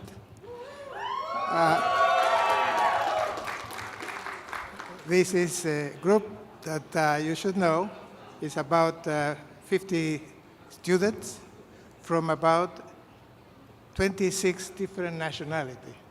So talking about diversity. And so I want to congratulate all of them, and I will start then reading their names. Nana Sika Ahyabor.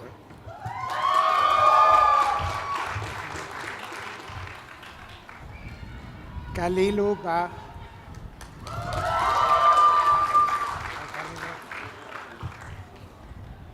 Aktuk Baloglu.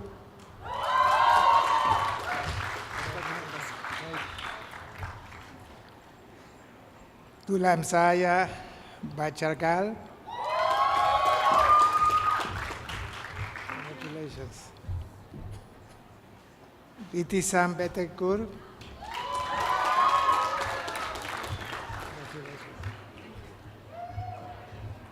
Sara Borgi. Congratulations. Alfonso Carballo Perez. And family.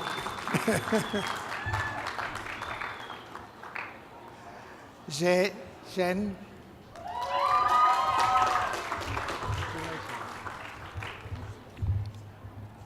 David del Cuadro Zimmerman.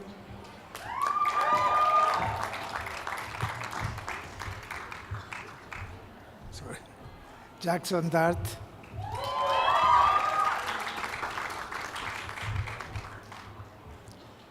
Paul de la Guardia. Congratulations.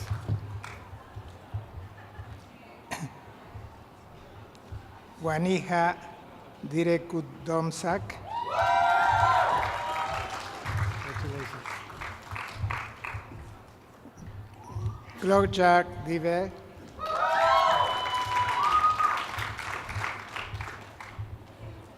Muhammad Ejaz.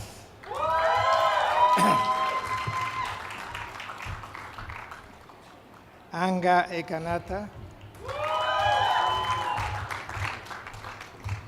Hisham El Hag.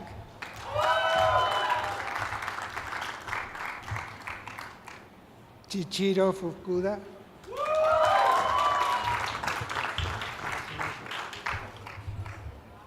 Yagao.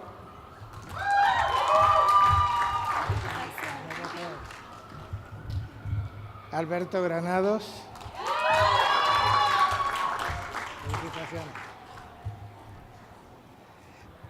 Hernando Guayono.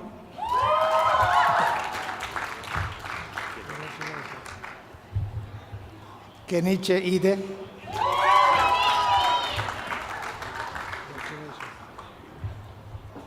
Fumitaka Kehi. Congratulations. Ibrahim Kambaina.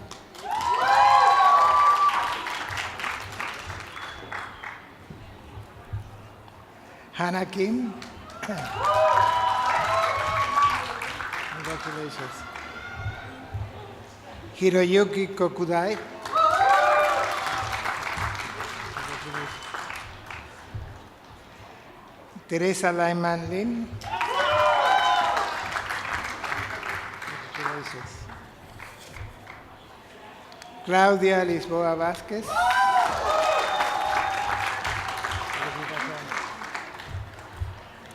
Estefania Lotito.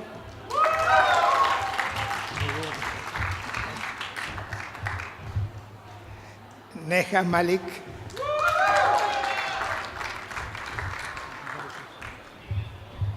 Lucas Martín.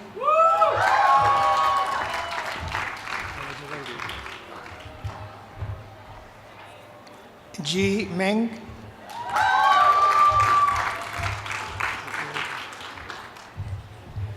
Kong Kong Ni.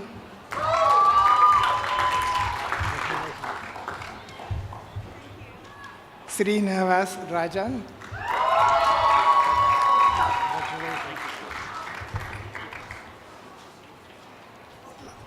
Caroline Ranadi.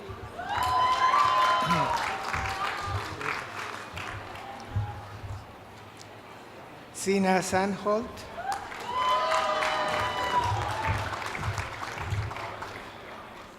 Abdur Rahman Shitu.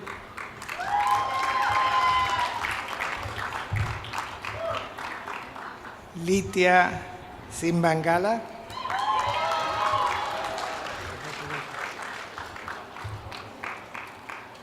Robert Sonkalai.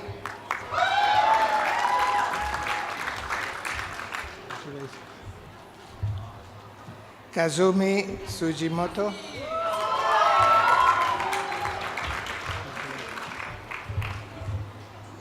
Lisbeth Tinoco Esquivel.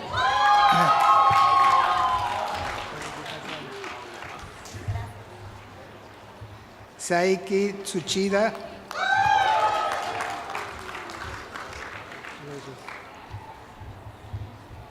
Nicolas Van Ness.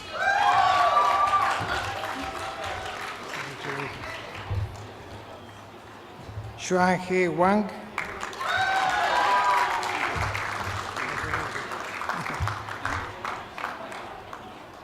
Yang Wang.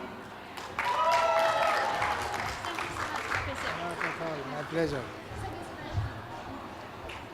Ya Kumar Yarasi.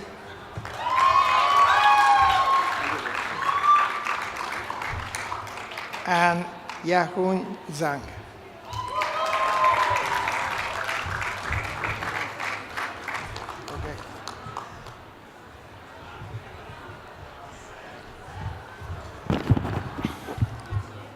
My name's Steve Cohen.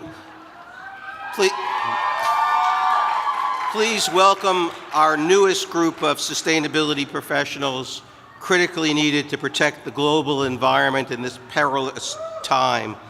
The Environmental Science and Policy class of 2017, starting with Mohammed Ashfaq.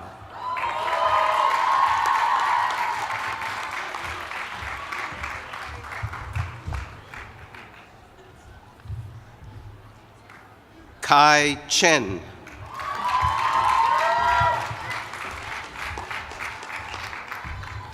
Siyu Chen.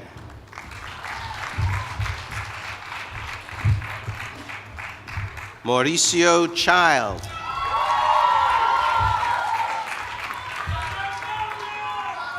Mirav Cohen.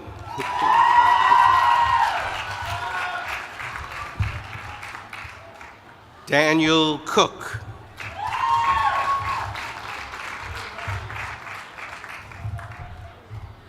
Tierra Cunningham.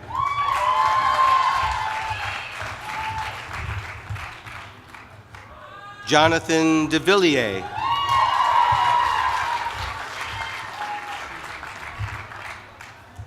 Jingjing Du.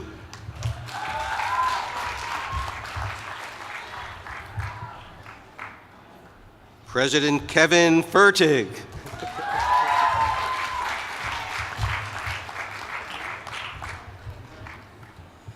Caitlin Flahive.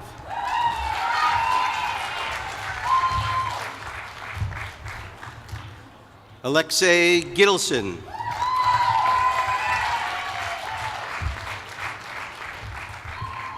Jia Chen Judy Go.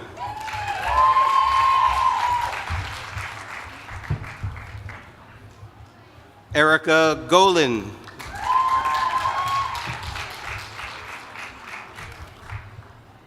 Kang Hua.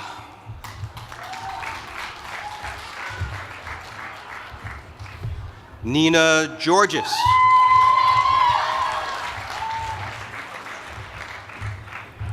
Nicole Joseph. Sarah Kadora.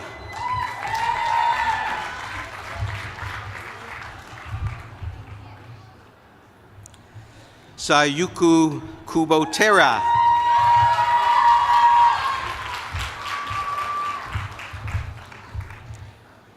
Yuan Liu.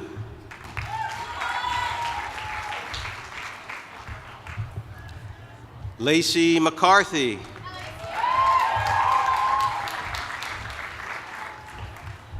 Catherine McNamara. Elizabeth Medford.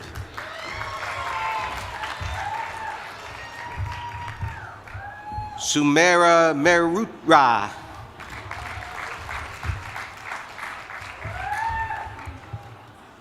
Savannah Miller.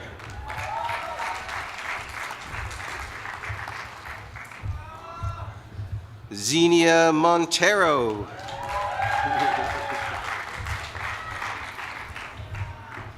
Allison Pace. Nirada Podaval.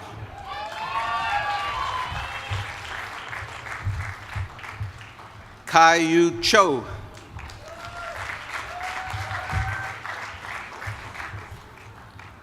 Han Keron. Mackenzie Schwartz.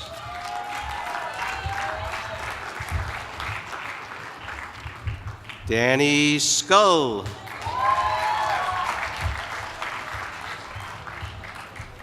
Tiffany Sealer.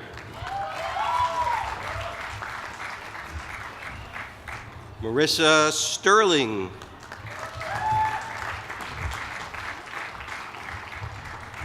Na Su.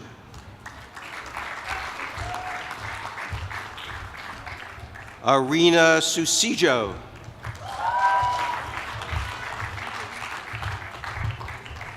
Fatma Zishan Tokak.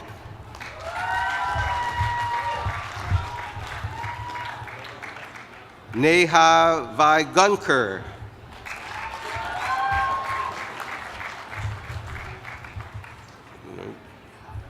Jason Van Busekam.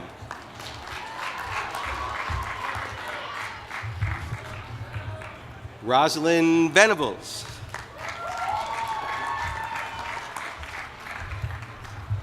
Iara Vicentia.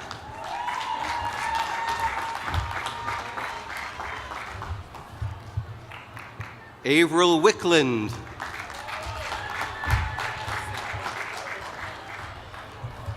Isaac Wilkins.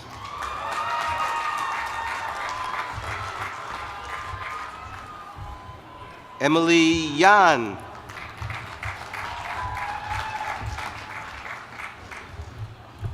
Shira Yaspa.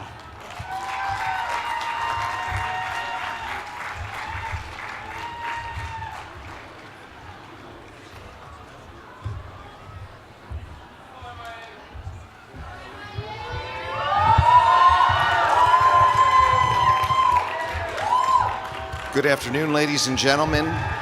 My name is Jim Parenti, and I'm delighted to present the candidates for the degree of Masters of International Affairs. Mona Sultan Alusbai.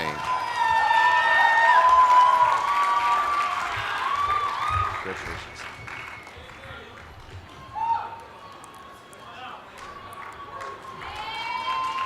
Ranad Tariq Amjed.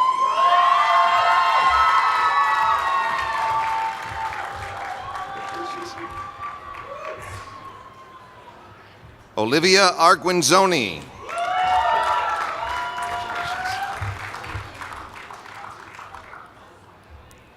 Zorade Arias.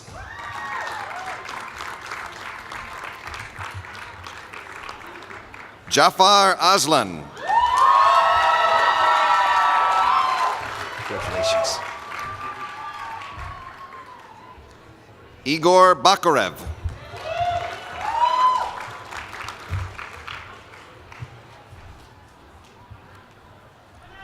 Sidya Balakrishnan.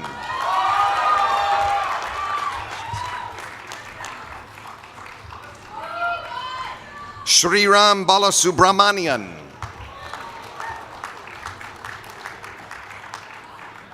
Megan Barrera. Congratulations. Marcelo Barrera.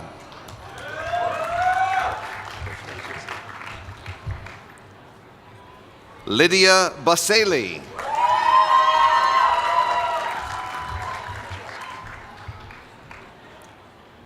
Serena Bellamy.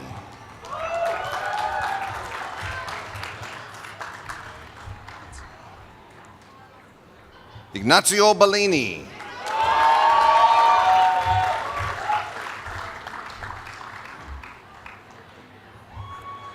Arugenia Benincaza.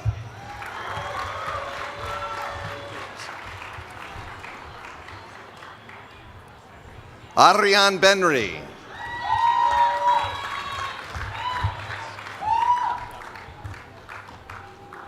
Priyal Bhatt.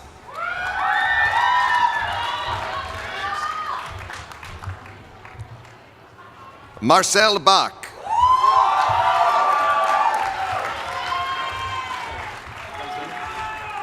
Emily Boitel. Emma Bornias. Alice Bosley. Sophia Maxwell Burton.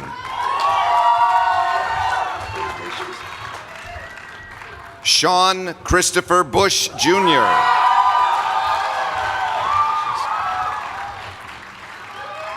Lydia Cano Pechoroman.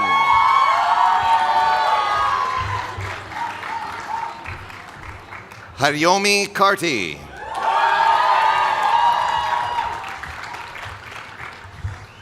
Juelio Kataranzidi.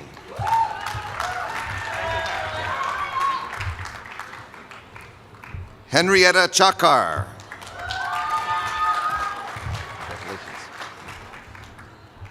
Kevin Chen. Congratulations, Kevin. Danlu Cheng.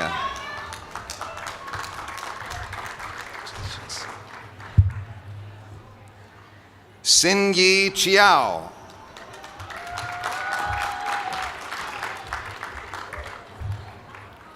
Jocelyn Chu.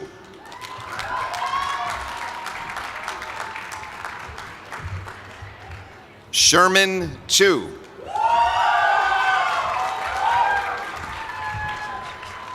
Mary Chun.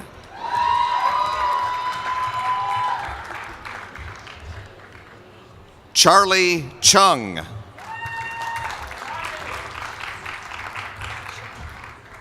Tahir Chichi.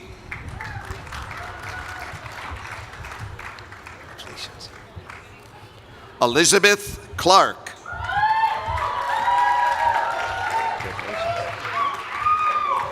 Jennifer Cohen. Congratulations. Miranda Vera Cohen. Adam Cole.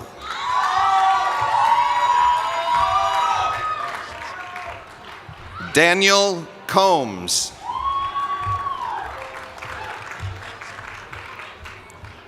Christina Constantine.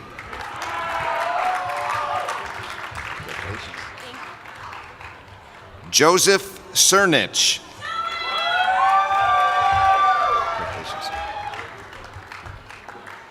Cassidy Daly.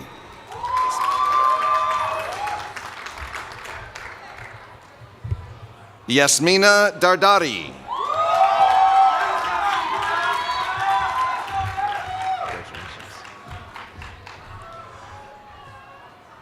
George de Bourguignon.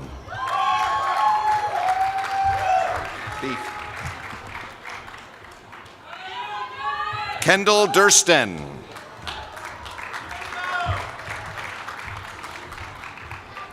Tom DeWick.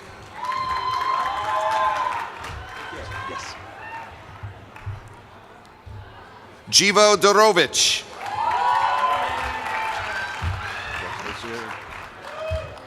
Bihan Dong.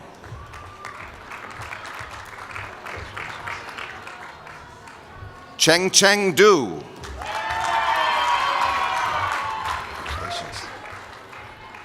Quentin Dumont.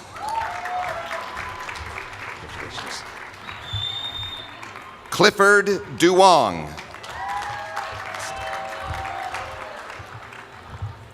Nico Estacio.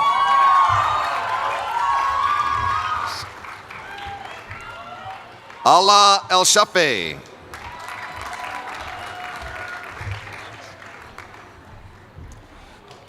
Kevin Abiodun Vashola.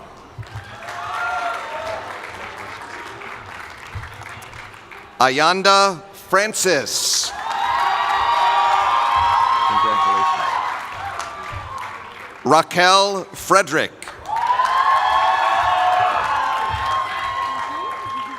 Victoria Gayton.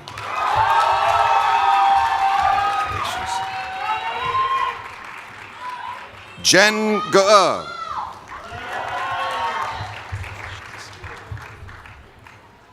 Denise Goal. Congratulations, Dennis. Christopher Good.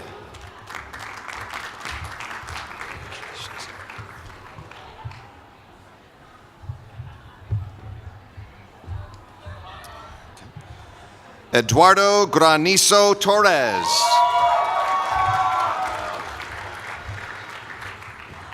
Marisol Grau.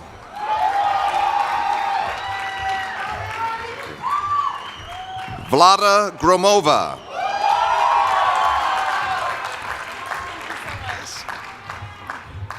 Nilanjana Gupta.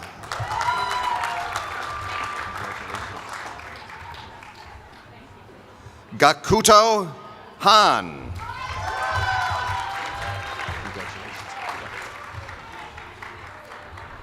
Mariko Hanede.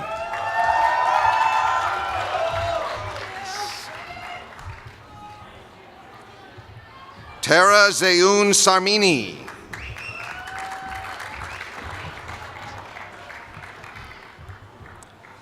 Aquile Hines.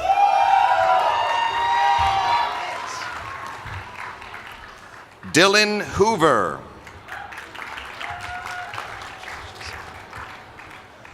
Rachel Hulvey. Congratulations, Rachel. Yuki Ikawa.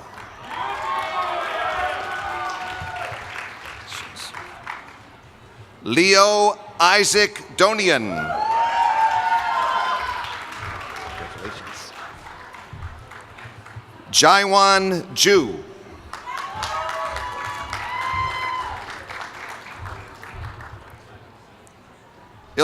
Ilya Karnakov.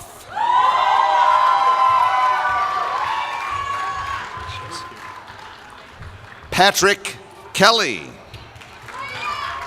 Congratulations, Patrick. Kirsten Kirolf Vieira.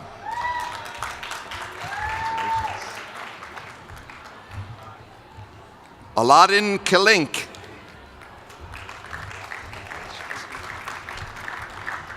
Bomi Kim. Hojun Kim.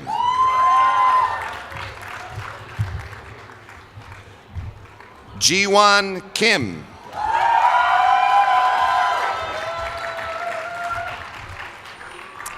Akiko Kobayashi. Congratulations. Klevisa Kovaci.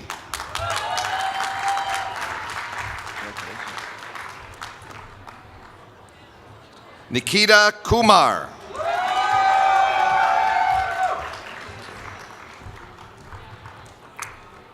Kea Kwo.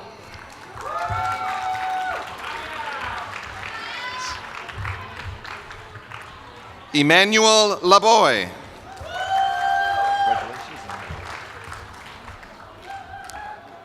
Nan Lin.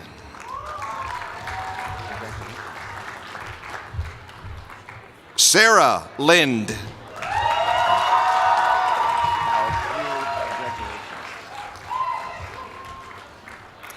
Thomas Lind.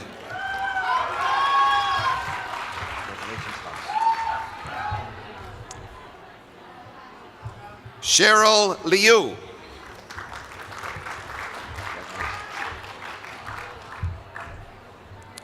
Chung Liu.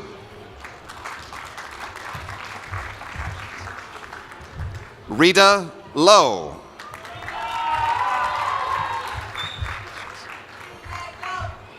Diego Sebastian Juha Velasquez.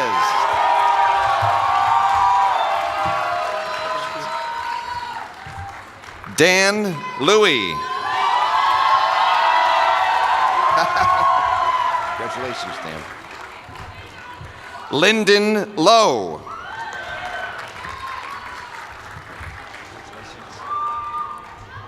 Yi Lu.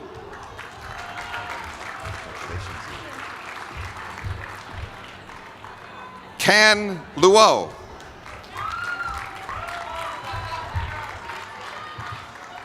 Rachel Eku Macaulay. Congratulations. Chris Mayham.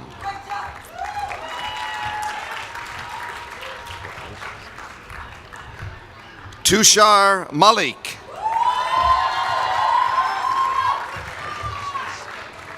Coralie Martin.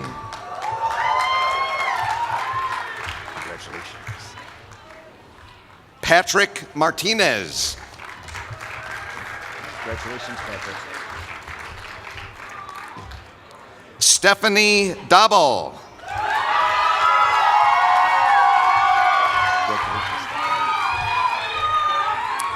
Stephanie Martinez.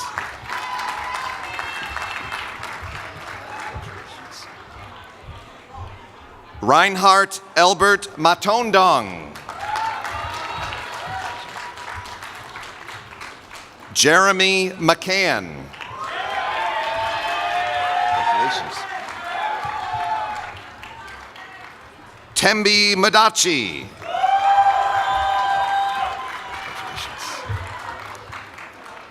Isabella Macias.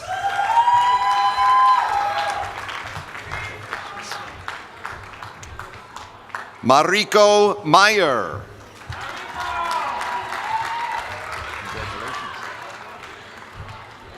Joe Christine Miles. Aman Mita.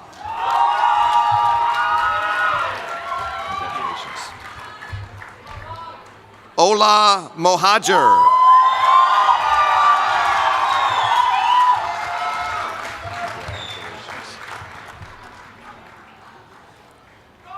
Jitip Monkonshaya Runya.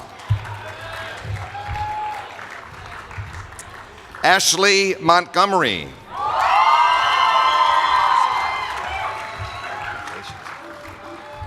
Amin Musarwi.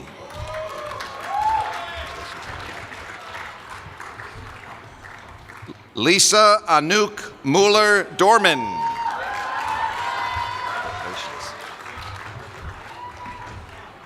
Matush Muran.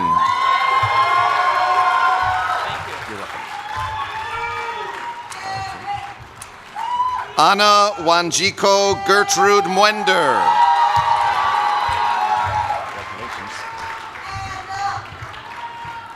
Yasuko Nakajima.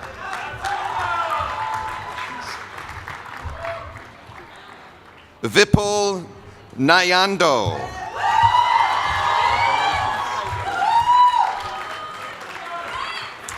Laura Niersbach.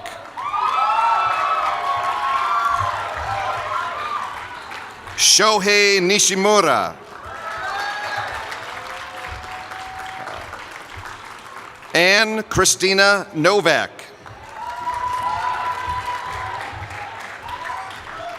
Andre Ochoa Toasa. Congratulations. Sandra Ofori. Fiona Ong.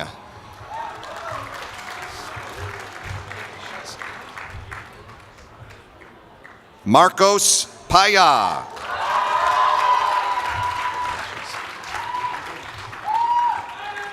Daniel Pethina Lopez. Congratulations, Daniel. Juan Porredal. Congratulations, Juan. James Finney. Yes. Ben Pibble-Songram. Jonathan Piquet.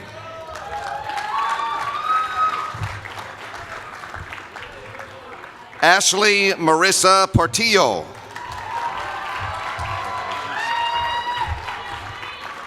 Daniel Prelipchan. Valeria Ramirez Siller.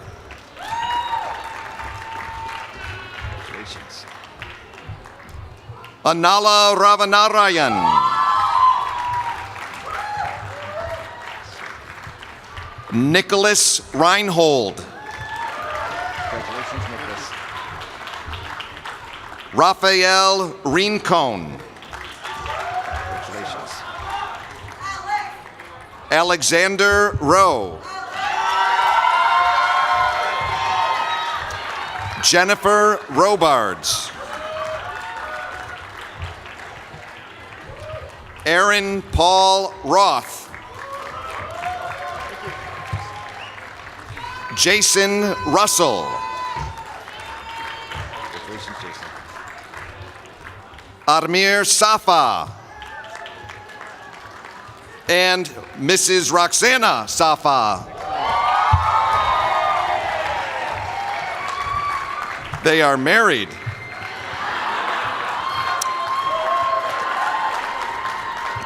Kobun Sakurada. Beatrice Santawood.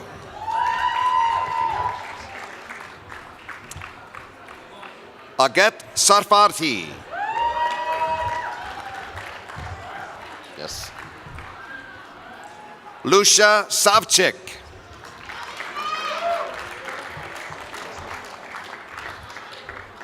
Matthew David Schiller. Marlene Schreier.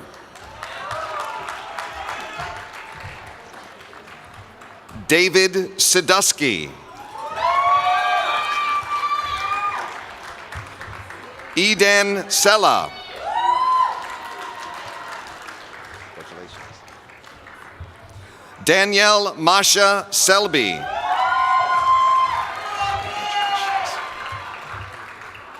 Anirudh Sharma.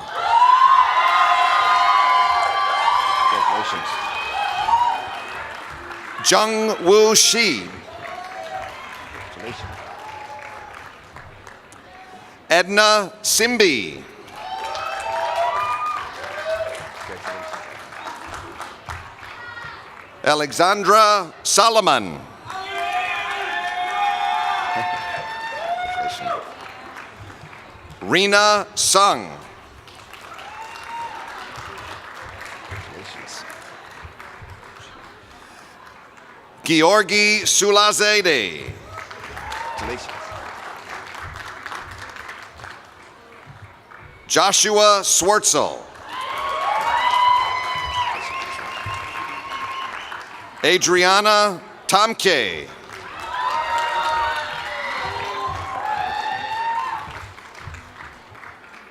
Robert Taryn. Matt Terry. Congratulations. Tabitha Pilgrim Thompson. Congratulations, Tabitha. Cameron Torian.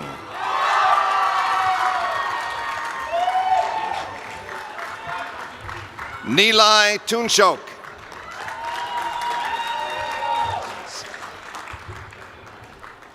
Nikos Vazanis.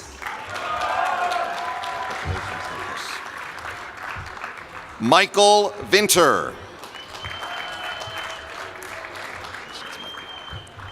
Marie von Hoften. Congratulations, Marie. Robert Wesley. Alexandra Maria Wilcox.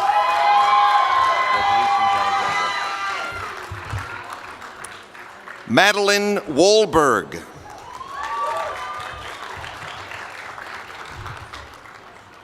Emma Xiao-Ying Ju. Congratulations. Michael Zucker. Bill Z.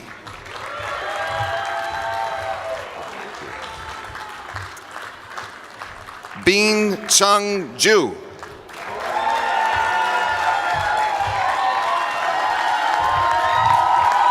And ladies and gentlemen, please join me in congratulating all of our graduates, the Columbia SIPA class of 2017.